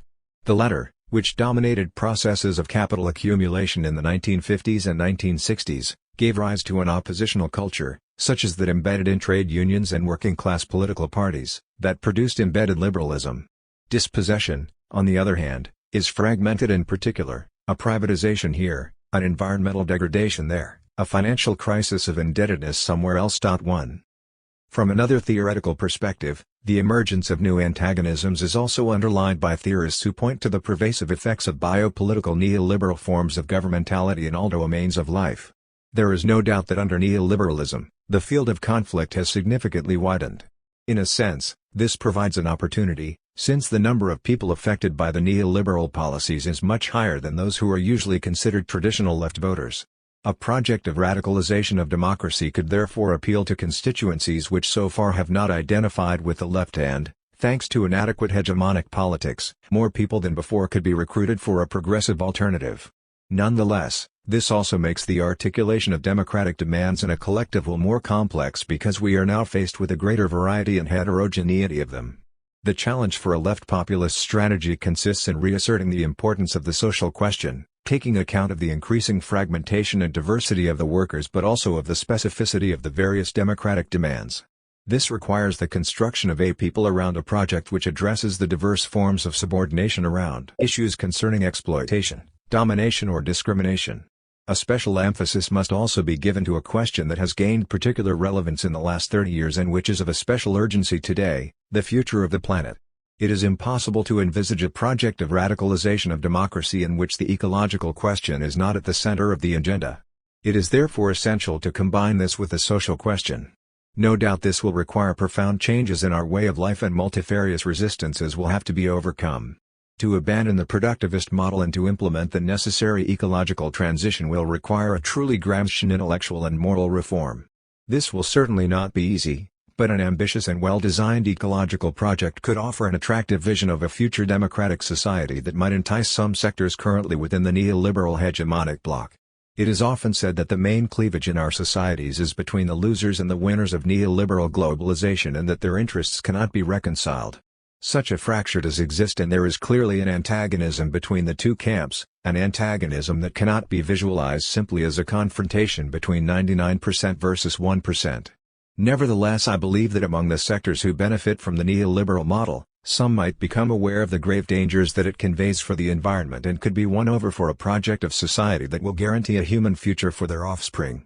Hopefully, launching a counter-hegemonic struggle against the neoliberal model in the name of democratic and ecological values might help to dislocate the historical bloc on which it relies, thereby expanding the range of a radical democratic collective will. I am aware that among those who are in favor of radicalizing democracy, not everybody considers it necessary or even desirable to articulate the diverse struggles in a collective will. In fact, a frequent objection to a left populist strategy is that to bring together the democratic demands in the creation of a people will produce a homogeneous subject, one that negates plurality. Any attempt to do so should be rejected because it will erase the specificity of the various struggles. Another objection, slightly different, is that the people as conceived by populism is from the start envisaged as being homogeneous and that this perspective is incompatible with democratic pluralism. Such objections stem from the failure, or the refusal, to grasp that a left populist strategy is informed by an anti-essentialist approach according to which the people is not an empirical referent but a discursive political construction. It does not exist previously to its performative articulation and cannot be apprehended through sociological categories. Those critiques reveal a lack of understanding of the operation through which a people is constructed. As a collective will created through a chain of equivalence, the people is not a homogeneous subject in which all the differences are somehow reduced to unity. We are not faced, as is often claimed, with a mass as understood by Gustave Le Bon, where all differentiation disappears to create a totally homogeneous group. Instead we find ourselves within a process of articulation in which an equivalence is established between a multiplicity of heterogeneous demands in a way which maintains the internal differentiation of the group. As Ernesto Laclau specifies, this means that each individual demand is constitutively split. On the one hand it is its own particularized self, on the other it points, through equivalential links, to the totality of the other demands. 2. As Laclau and I have repeatedly stressed, a relation of equivalence is not one in which all differences collapse into identity but in which differences are still active. If such differences were eliminated, that would not be equivalence but a simple identity. It is only to the extent that democratic differences are opposed to forces or discourses that negate all of them that these differences can be substituted for each other. This is precisely why the creation of a collective will through a chain of equivalence demands the designation of an adversary. Such a move is necessary to draw the political frontier separating the we from the they, which is decisive in the construction of a people. I would like to emphasize that a chain of equivalence is not a simple coalition of existing political subjects. Nor are we dealing with a situation in which an already constituted people confronts a pre-existing adversary. The people and the political frontier that defines its adversary are constructed through political struggle, and they are always susceptible to re-articulation through counter-hegemonic interventions. The democratic demands that a left populist strategy seeks to articulate are heterogeneous, and this is why they need to be articulated in a chain of equivalence. This process of articulation is crucial because it is by their inscription in this chain that singular demands acquire their political signification. It is not so much where those demands come from that counts, but how they are articulated with other demands. As the example of right populism testifies, demands for democracy can be articulated in a xenophobic vocabulary and they do not automatically have a progressive character. It is only by entering in equivalence with other democratic demands, like those of the immigrants or the feminists, that they acquire a radical democratic dimension. This is of course also true for the demands proceeding from women, immigrants or other groups discriminated against. We should never take for granted that there are struggles that are inherently emancipatory and cannot be oriented towards opposite ends. The current development of forms of ecology with clear anti-democratic characteristics should be seen as a warning that the refusal of the neoliberal model is not a guarantee of a democratic advance. With ecology, as in other domains, the question of articulation is decisive, and this is why it is essential to establish a link between ecological and social questions around the identification with the project of radicalization of democracy. How to envisage an identification with radical democracy in a way congruent with my earlier claim that the chain of equivalence does not produce a homogeneous subject. To adequately address that question requires conceiving of the social agent as constructed within specific discourses corresponding to the multiplicity of social relations in which it is inscribed. Among those social relations, there is one which corresponds to the insertion of the social agent in a political community, that is, to its position as a citizen. It is qua citizen that a social agent intervenes at the level of the political community. While being a central category in a pluralist liberal democracy, citizenship can be understood in a variety of ways that command very different conceptions of politics. Liberalism envisages citizenship as a mere legal status and sees the citizen as an individual bearer of rights, free from any identification with the we. In the democratic tradition, however, citizenship is conceived of as active involvement in the political community, as acting as part of we, in accordance with a certain conception of the general interest. This is why the fostering of a radical democratic conception of citizenship is a key in the fight against post-democracy.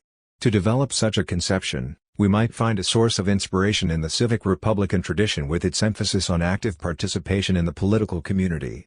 When reformulated in a way that makes room for pluralism, civic republicanism in the plebeian version inspired by Machiavelli can contribute to reasserting the importance of collective action and the value of the public realm that have been constantly under attack during the years of neoliberal hegemony. The liberal and the democratic views have always been at loggerheads, but, during the period of the Keynesian welfare state, liberal individualism was kept in check by social democratic practices. On the whole, social democratic common sense prevailed, until it was undermined by the neoliberal offensive.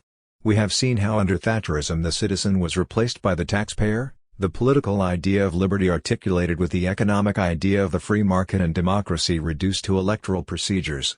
A crucial battle in the counter-hegemonic struggle against neoliberal hegemony consists in re-signifying the public as the domain where citizens can have a voice and exercise their rights, displacing the individualistic and currently dominant conception of the citizen as a consumer. That is the linchpin of the post-democratic vision.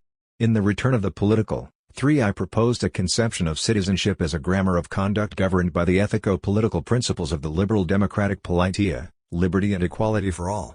Since these principles can be interpreted in different manners, there are various ways in which one can identify and act as a democratic citizen. A social democratic conception of citizenship, for instance, privileges the struggle for social and economic rights, while a radical democratic interpretation highlights the numerous other social relations where relations of domination exist and need to be challenged for the principles of liberty and equality to apply. Conceived as providing the common identification of persons involved in diverse democratic struggles, a radical democratic conception of citizenship could constitute the locus of construction of a people through a chain of equivalence. Identifying as citizens whose political objective is the radicalization of democracy is what would unite social agents, who might be engaged in many different enterprises but whose grammar of conduct, when acting qua citizens, is governed by the extension of the ethico-political principles of liberty and equality to a wide range of social relations. Next to issues that concern the social agent as inscribed in specific social relations, where intersectional struggles for liberty and equality take place, there are other issues that necessitate acting together in view of transforming the state, which is essential for the formulation of a radical democratic project. Many of the egalitarian objectives that it pursues, for instance in the domain of education, can only be reached thanks to state intervention. This intervention should not be envisaged in a bureaucratic and authoritarian way, and the role of the state should be to provide the conditions for citizens to take charge of the public services and organize them democratically. Conceiving citizenship as a political grammar of conduct shows that it is possible to be part of a people identified with a radical democratic project, while being at the same time inscribed in the plurality of other social relations with their specific subjectivities. To act qua citizen at the political level to radicalize democracy does not mean discarding other forms of identification and is perfectly compatible with being involved in democratic struggles of a more punctual nature. Indeed, a radical democratic citizenship encourages such a plurality of engagements. This is why a left populist strategy requires the articulation between interventions at the vertical and the horizontal level, inside representative institutions as well as in various associations and social movements. It also aims to create a synergy between the manifold practices where various forms of domination are challenged and those that experiment with new egalitarian forms of life. For instance, those who are involved qua citizens in the political project of Podemos or La France Insoumise will intervene in diverse representative institutions, while also being engaged in a variety of democratic practices and struggles focusing on more specific issues. To partake in a we of radical democratic citizens does not preclude participation in a variety of other we's. There is a point, though, that should be clarified here. The extension of the field of exercise of citizenship that I am proposing does not imply that all democratic decisions are to be made by social agents in their quality of citizens. It is important to distinguish between issues that concern them qua members of a political community and those which have to do with other social relations and concern particular communities. Otherwise one might end up with a totalizing view that negates the pluralism which is vital for a radical democratic conception that respects the value of liberty. The radical democratic conception of citizenship that I am proposing is closely linked with the radical reformist politics of engagement with the institutions that I advocated earlier. It sees the state as an important scene in democratic politics because it constitutes the space where citizens can make decisions about the organization of the political community. It is indeed where popular sovereignty can be exercised. This supposes, however, that the conditions exist for an agonistic confrontation, and this is why it is indispensable to break with the neoliberal post-political consensus. Contrary to what liberals pretend, the state is not a neutral terrain. It is always hegemonically structured and it constitutes a significant site for the counter-hegemonic struggle. However, it is not the only site of intervention, and opposition between party and movements, or between parliamentary and extra-parliamentary struggles should be rejected. According to an agonistic model of democracy, there exists a multiplicity of agonistic public spaces where one should intervene to radicalize democracy. The traditional political space of parliament is not the only one where political decisions are made and, while representative institutions should retain, or regain, a decisive role, new forms of democratic participation are necessary to radicalize democracy. I argued in the previous chapter against a purely horizontalist conception of radical democracy, but that does not mean that I am in favor of representative democracy in its present form. The project of radicalization of democracy that I am proposing envisages a combination of different forms of democratic participation, depending on the spaces and social relations where liberty and equality should be implemented. One could imagine an articulation of various forms of representation and modes of choosing representatives. Direct forms of democracy might be suitable in some cases and a variety of participative ones in others. Although I am critical of direct democracy or sortition, when imagined as the exclusive mode of political decision-making, I would have no problem allowing them a place in specific cases, in conjunction with representative institutions. There are indeed many ways to enhance representative democracy and make it more accountable. With respect to the fashionable idea of the common, while I find it inappropriate as a general principle of organization of society, I think that in several domains practices of commoning can play an important role in fighting against processes of privatization of goods that, like water, should be recognized as part of the commons. As long as the political model that is suggested acknowledges the fact that society is divided and that every order is hegemonically structured, many possible configurations of democratic procedures are possible. To the previous consideration about citizenship, I would like to add that the hegemonic operation of constructing a people requires an articulating principle to connect in a chain of equivalence the manifold democratic demands constituting the collective will.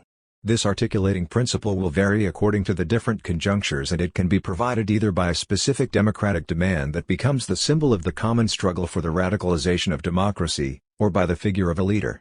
The role of the leader in the populist strategy has always been a subject of criticism, and it is the reason why those movements are often accused of being authoritarian. Many people find charismatic leadership very dangerous, and no doubt it can have negative effects. But independently of the fact that it is very difficult to find examples of important political movements without prominent leaders, there is no reason to equate strong leadership with authoritarianism. Everything depends on the kind of relation that is established between the leader and the people. In the case of right-wing populism, it is a very authoritarian relation where everything comes from the top without real grassroots participation. But the leader can be conceived of as a primus inter pares, and it is perfectly possible to establish a different type of relation, less vertical, between the leader and the people. Moreover, as I will argue in a moment, a collective will cannot be constructed without some form of crystallization of common effects, and effective bonds with a charismatic leader can play an important role in this process. Another frequent criticism addressed to the left populist strategy is the role it attributes to the national dimension. This raises a series of questions, like the membership of the European Union, that go beyond the scope of this book, which is not concerned with specific policies but only with the kind of strategy apt, in the current conjuncture, to bring about a collective will aiming at a hegemonic transformation. Once such a transformation has taken place, the conditions will exist for an agonistic debate about the policies more suitable for radicalizing democracy, and the answer should not be determined in advance. What I want to underline is that the hegemonic struggle to recover democracy needs to start at the level of the nation-state that, despite having lost many of its prerogatives, is still one of the crucial spaces for the exercise of democracy and popular sovereignty. It is at the national level that the question of radicalizing democracy must first be posed. This is where a collective will to resist the post-democratic effects of neoliberal globalization should be constructed. It is only when this collective will has been consolidated that collaboration with similar movements in other countries can be productive. It is clear that the struggle against neoliberalism cannot be won at the national level alone, and it is necessary to establish an alliance at the European level. But a left populist strategy cannot ignore the strong libidinal investment at work in national, or regional, forms of identification, and it would be very risky to abandon this terrain to right-wing populism. This does not mean following its example in promoting closed and defensive forms of nationalism, but instead offering another outlet for those effects, mobilizing them around a patriotic identification with the best and more egalitarian aspects of the national tradition. Now we need to consider a question that I'd take to be crucial for envisaging the construction of a people: the decisive role played by effects in the constitution of political identities. The lack of understanding of the effective dimension in the processes of identification is, in my view, one of the main reasons for which the left, locked in a rationalist framework, is unable to grasp the dynamics of politics. This rationalism is no doubt at the origin of the stubborn refusal of so many left theorists to accept the teachings of psychoanalysis. This is a serious flaw because Freud's critique of the idea of the unified character of the subject and his claim that the human mind is necessarily subject to division between two systems, of which one is not and cannot be conscious, are of vital importance for politics. Freud shows that, far from being organized around the transparency of an ego, personality is structured on a number of levels that lie outside of the consciousness and rationality of the agents. He therefore obliges us to abandon one of the key tenets of rationalist philosophy, the category of the subject as a rational, transparent entity able to confer a homogeneous meaning on the totality of her conduct, and to accept that individuals are mere referential identities, resulting from the articulation between localized subject positions. The claim of psychoanalysis that there are no essential identities but only forms of identification is at the center of the anti-essentialist approach that stipulates that the history of the subject is the history of her identifications and that there is no concealed identity to be rescued beyond the latter.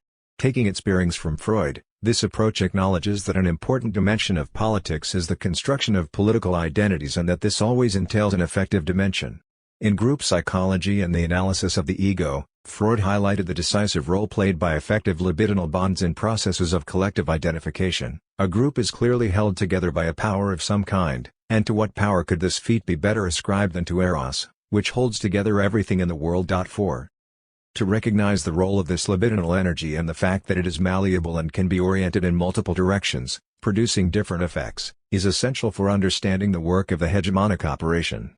The fostering of a collective will aiming at the radicalization of democracy requires mobilizing effective energy through inscription in discursive practices that beget identification with the democratic egalitarian vision. Let me remind you that by discursive practice, I am not referring to a practice concerned exclusively with speech or writing but to signifying practices in which signification and action, linguistic and affective components cannot be separated. It is through their insertion in discursive/affective signifying practices, involving words, effects and actions that social agents acquire forms of subjectivity. To envisage those discursive/affective inscriptions, we can find important insights in Spinoza, whose notion of conatus has affinities with Freud's libido. Like Freud, Spinoza believes that it is desire that moves human beings to act, and he notes that what makes them act in one direction rather than in another are the effects. In a reflection on the effects in his Ethics, Spinoza makes a distinction between affection, affectio, and affect, affectus. 5. An affection is a state of a body insofar as it is subject to the action of another body.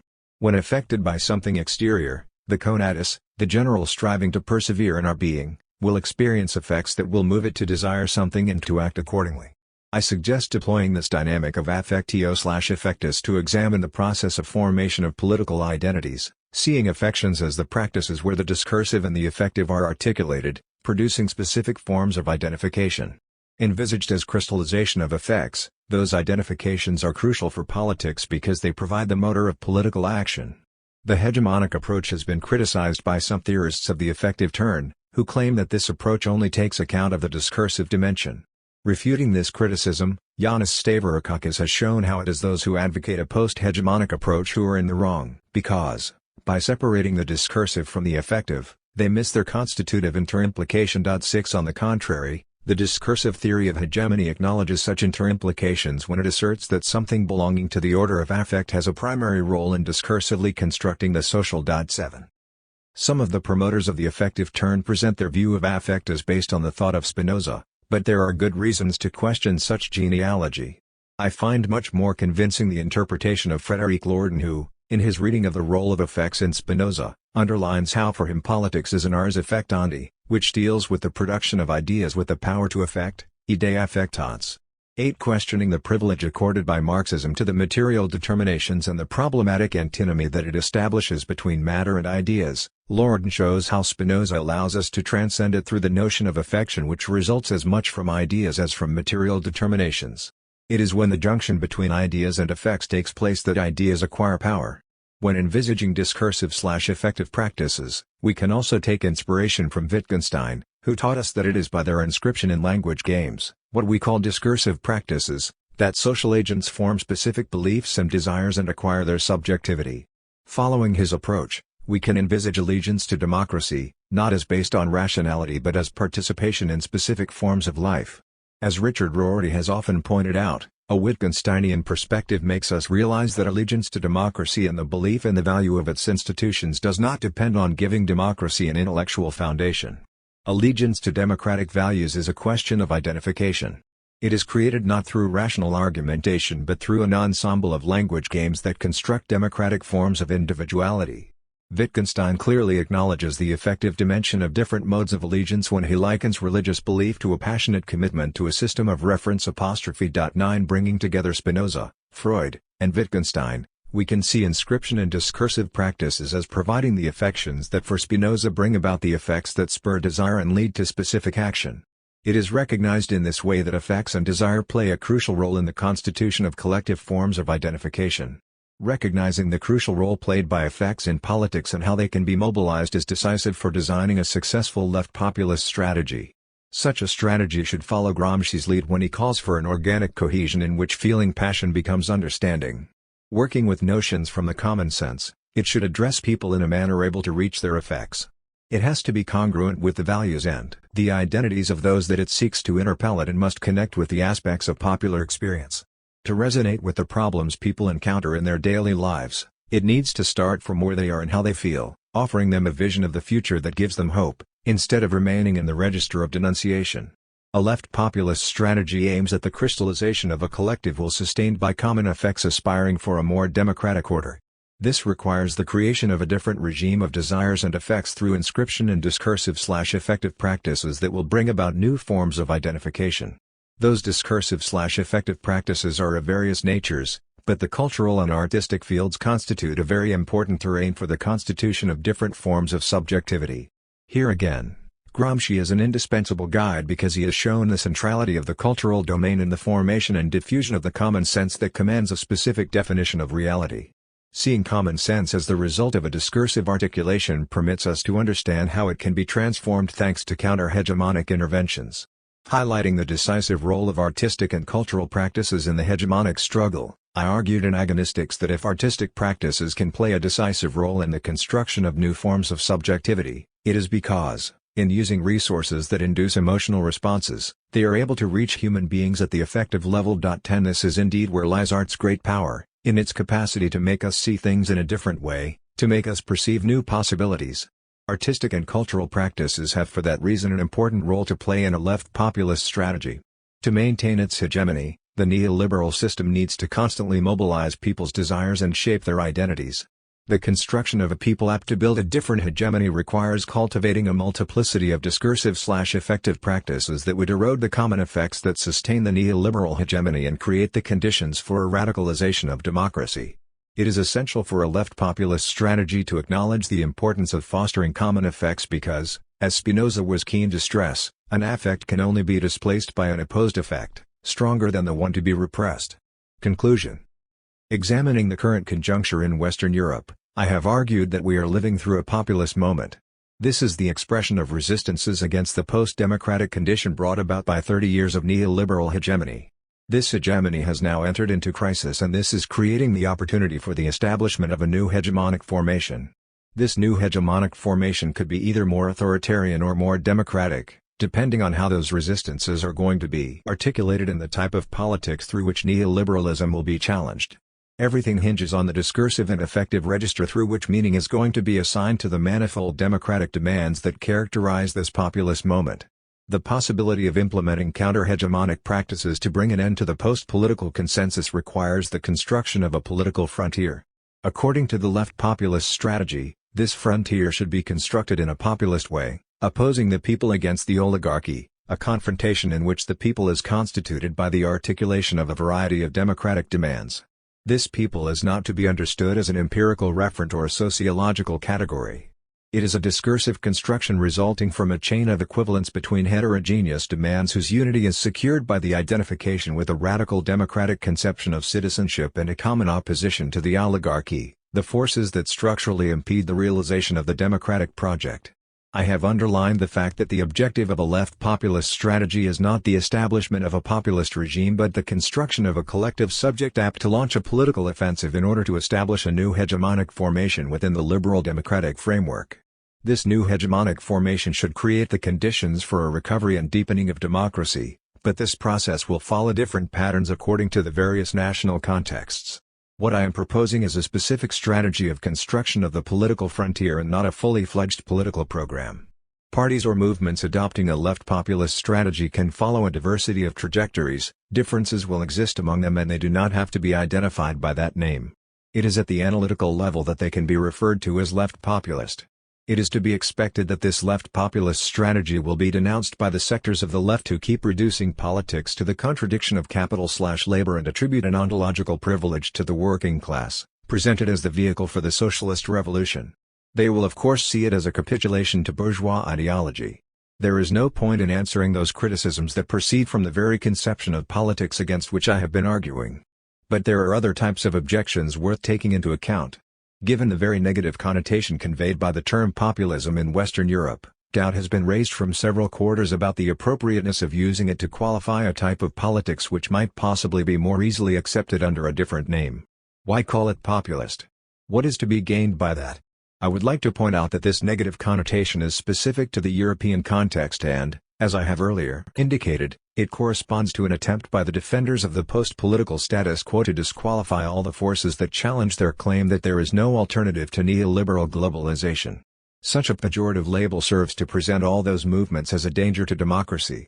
In other contexts, however, populist movements have been viewed in a positive way, as was for instance the case with the American People's Party born in 1891 which, as Michael Kazin explained in his book The Populist Persuasion, one defended progressive policies aimed at strengthening democracy.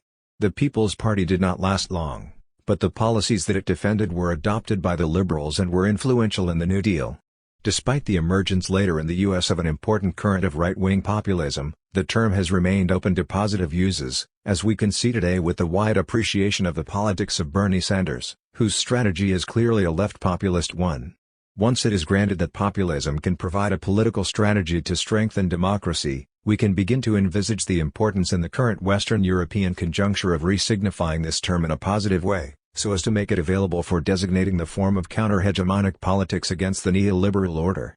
In a post-democratic moment, when the recovery and radicalization of democracy is on the agenda, populism, by emphasizing the demos as an essential dimension of democracy, is particularly suited to qualify the political logic adapted to the conjuncture. Understood as a political strategy which underlines the need to draw a political frontier between the people and the oligarchy, it challenges the post-political view that identifies democracy with consensus. Furthermore, by referring to the construction of a collective will construed as an articulation of democratic demands, it acknowledges the need to take account of a variety of heterogeneous struggles, instead of envisaging the collective political subject exclusively in terms of class. Another decisive aspect of the populist strategy is its recognition of the role of the affective dimension in the political forms of identification and the importance of the mobilization of common effects, an aspect which is usually absent from the traditional forms of left politics. It is for all those reasons that, in the struggle to establish a new hegemonic formation, it is essential to adopt a populist strategy. But why call it left populism? This is indeed the question that is raised by several people who agree on the need to foster a populist strategy aimed at the radicalization of democracy, but who question the convenience of qualifying it as left. Some of them propose to speak rather of democratic populism, others of progressive populism or humanist populism. Two reasons are usually given for the refusal to speak of left populism. The first one is that, with the conversion to neoliberalism of the social democratic parties, which are often identified with the left, the left signifier has been totally discredited and has lost all progressive connotation. Since they do not want to be identified with the other type of left, the one claiming to represent the true left, the advocates of the populist strategy prefer to discard the left label. I share the concerns of those who want to underline the distinctiveness of the populist strategy with respect to the two current meanings of left, but I believe that speaking of left populism is sufficient to distinguish it from the usual understandings of the term. There is another reason which is adduced to abandon this term, the fact that it is not suited to the transversal character of the populist strategy. It is claimed that in general the left expresses the interests of specific socio-economic sectors and neglects demands that, according to the populist strategy, should be included in the construction of the collective will. I consider this to be a more substantial objection. In truth, when it is envisaged from a sociological perspective as representing the interests of determinate social groups, the notion of the left is not appropriate for qualifying a people resulting from the articulation of heterogeneous democratic demands. The construction of a people in a transversal way, with the aim of creating a popular majority independent of previous political affiliations, is indeed what distinguishes the populist political frontier from the traditional one of left and right. It is in that sense that the claim by movements like the demos that they are neither left nor right should be understood. Not in the sense that they are pursuing a politics without frontier, in the mode of the third way, but in the sense that they construct the frontier in a different manner. The problem is that such a position, by not making explicit the partisan way in which the people is constructed, leaves unclear its political orientation.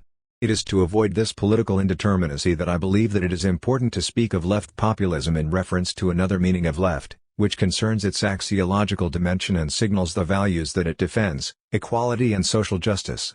This is a dimension that I consider crucial to uphold in the formulation of a populist strategy aiming at radicalizing democracy. When it is recognized that the people can be constructed in different ways, and that right-wing populist parties also construct a people, it is essential, for eminently political reasons, to indicate which kind of people one aims at constructing. Despite all the claims about their obsolescence, the metaphors of left and right still constitute in Western European societies key symbolic markers in political discourse, and I do not think that it is judicious to abandon them. What is necessary is to restore the political nature of the confrontation and to re-signify the meaning of the left. The left/right distinction can be visualized both as a cleavage and as a frontier.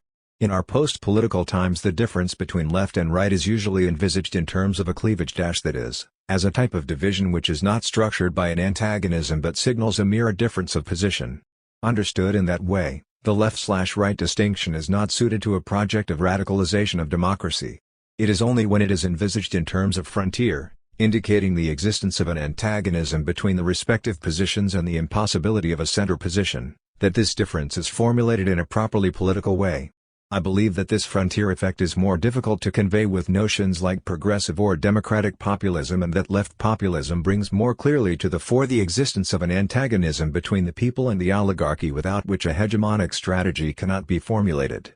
Instead of seeing the populist moment only as a threat to democracy, it is urgent to realize that it also offers the opportunity for its radicalization. To seize this opportunity, it is vital to acknowledge that politics is by nature partisan and that it requires the construction of a frontier between we and they. It is only by restoring the agonistic character of democracy that it will be possible to mobilize effects and to create a collective will towards the deepening of the democratic ideals. Will this project succeed? There is of course no guarantee, but it would be a serious mistake to miss the chance provided by the current conjuncture. Theoretical appendix. An anti-essentialist approach. There are two ways to envisage the domain of the political. The associative view sees it as the field of liberty and of acting in concert. Alternatively, the dissociative one conceives it as the field of conflict and antagonism. My reflection partakes of the dissociative view and is informed by a theoretical approach developed in hegemony and socialist strategy, according to which two key concepts are needed to address the question of the political: antagonism and hegemony. Both notions point to the existence of a dimension of radical negativity that manifests itself in the ever-present possibility of antagonism. This impedes the full totalization of society and forecloses the possibility of a society beyond division and power. Society is seen as the product of a series of hegemonic practices whose aim is to establish order in a context of contingency. It is the realm of sedimented practices, that is, practices that conceal the originary act of their contingent political institution and which are taken for granted as if they were self-grounded. Every social order is the temporary and precarious articulation of hegemonic practices whose aim is to establish order in a context of contingency. Hegemonic practices are the practices of articulation through which a given order is created and the meaning of social institutions is fixed. Things could always have been otherwise, and every order is predicated on the exclusion of other possibilities. It is always the expression of a particular configuration of power relations, and it lacks an ultimate rational ground. What appears as the natural order is never the manifestation of a deeper objectivity that would be exterior to the practices that brought it into being. Every existing order is therefore susceptible to being challenged by counter-hegemonic practices, practices which attempt to disarticulate it in order to install another form of hegemony. The second important tenet of the anti-essentialist approach is that the social agent is constituted by an ensemble of discursive positions that can never be totally fixed in a closed system of differences. It is constructed by a diversity of discourses, among which there is no necessary relation but a constant movement of overdetermination and displacement. The identity of such a multiple and contradictory subject is therefore always contingent, precarious, temporarily fixed at the intersection of those discourses and dependent on specific forms of identification. It is therefore impossible to speak of the social agent as if we were dealing with a unified, homogeneous entity. We have rather to approach it as a plurality, dependent on the various subject positions through which it is constituted within various discursive formations, and to recognize that there is no a priori, necessary relation between the discourses that construct its different subject positions. This plurality, however, does not involve the coexistence of a plurality of subject positions, but the constant subversion and overdetermination of one by the others, which makes possible the generation of totalizing effects within a field characterized by open and determinate frontiers. There is therefore a double movement: on the one hand, a movement of decentering which prevents the fixation of a set of positions around a pre-constituted point; on the other hand, and as a result of this essential non-fixity, the opposite movement, the institution of nodal points, partial fixations which limit the flux of the signified under the signifier. But this dialectic of non-fixity/fixation is possible only because fixity is not given beforehand, because no center of subjectivity precedes the subject's identifications. For that reason we have to conceive the history of the subject as the history of his/her identifications, and there is no concealed identity to be rescued beyond the latter. To deny the existence of an a priori, necessary link between subject positions does not mean that there is no constant effort to establish between them historical, contingent and variable links. This type of link, which establishes between various positions a contingent, unpredetermined relation, is what is called an articulation. Even though there is no necessary link between different subject positions, in the field of politics there are always discourses that try to provide an articulation from different standpoints. For that reason every subject position is constituted within an essentially unstable discursive structure, since it is submitted to a variety of articulatory practices that constantly subvert and transform it. This is why there is no subject position whose link with others is definitively assured and, therefore, no social identity that would be fully and permanently acquired. An agonistic conception of democracy. After hegemony and socialist strategy, an important part of my work has been dedicated to elaborating an alternative model of democratic politics able to give account of the ineradicability of antagonism and the hegemonic nature of politics. 3 The questions that I have addressed are the following: how to envisage democracy within the framework of our hegemonic approach? How can a democratic order acknowledge and manage the existence of conflicts that do not have a rational solution? How to conceive of democracy in a way that allows in its midst a confrontation between conflicting hegemonic projects? My answer to those questions is the agonistic model of democracy that I see as providing the analytic framework necessary to visualize the possibility of a democratic confrontation between hegemonic projects. In a nutshell, my argument goes as follows. Once we acknowledge the dimension of the political, we begin to realize that one of the main challenges for pluralist liberal democratic politics consists in trying to diffuse the potential antagonism that exists in human relations so as to make human coexistence possible. Indeed, the fundamental question is not how to arrive at a consensus reached without exclusion, because this would require the construction of a we that would not have a corresponding they. This is impossible because the very condition for the constitution of a we is the demarcation of a they. The crucial issue in a liberal democratic regime, therefore, is how to establish this we/they distinction, which is constitutive of politics, in a way which is compatible with the recognition of pluralism. What is important is that conflict when it arises does not take the form of an antagonism, struggle between enemies, but of an agonism, struggle between adversaries. The agonistic confrontation is different from the antagonistic one, not because it allows for a possible consensus, but because the opponent is not considered an enemy to be destroyed but an adversary whose existence is perceived as legitimate. Her ideas will be fought with vigor but her right to defend them will never be questioned. The category of enemy does not disappear, however, for it remains pertinent with regard to those who, because they reject the conflictual consensus that constitutes the basis of a pluralist democracy, cannot form part of the agonistic struggle. The question of the limits of pluralism is therefore a crucial one for democracy to address and there is no way to escape it. Asserting the constitutive character of social division and the impossibility of a final reconciliation, the agonistic perspective recognizes the necessary partisan character of democratic politics. By envisaging this confrontation in terms of adversaries and not on a friend/enemy mode, because that might lead to civil war, it allows such a confrontation to take place within democratic institutions. This necessary confrontation is something that most liberal democratic theorists have to elude, due to the inadequate way they envisage pluralism. While recognizing that we live in a world where a multiplicity of perspectives and values coexist and that it is impossible, for empirical reasons, that each of us would adopt them all, those theorists imagine that, brought together, these perspectives and values constitute a harmonious and non-conflictual ensemble. This type of thought is therefore incapable of accounting for the necessarily conflictual nature of pluralism, which stems from the impossibility of reconciling all points of view, and this is why it is bound to negate the political in its antagonistic dimension. What is at stake in the agonistic struggle is the very configuration of power relations that structure a social order and the type of hegemony they construct. It is a confrontation between conflicting hegemonic projects that can never be reconciled rationally. The antagonistic dimension is therefore always present but it is enacted by means of a confrontation, whose procedures are accepted by the adversaries. Unlike the liberal models, such an agonistic perspective takes account of the fact that every social order is politically instituted and that the ground on which hegemonic interventions occur is never neutral, for it is always the product of previous hegemonic practices. It sees the public sphere as the battlefield on which hegemonic projects confront one another, with no possibility of a final reconciliation. The distinction between antagonism, friend/enemy relation, and agonism, relation between adversaries, permits an understanding of why, contrary to what many democratic theorists believe, it is not necessary to negate the ineradicability of antagonism in order to visualize the establishment of a democratic order. I contend that the agonistic confrontation, far from representing a danger to democracy, is in reality the very condition of its existence. Of course, democracy cannot survive without certain forms of consensus relating to allegiance to the ethico-political values that constitute its principles of legitimacy, and to the institutions in which these are inscribed. But it must also enable the agonistic expression of conflict, which requires that citizens genuinely have the possibility of choosing between real alternatives. A well-functioning democracy calls for a confrontation of democratic political positions. If this is missing, there is always the danger that this democratic confrontation will be replaced by a confrontation between non-negotiable moral values or essentialist forms of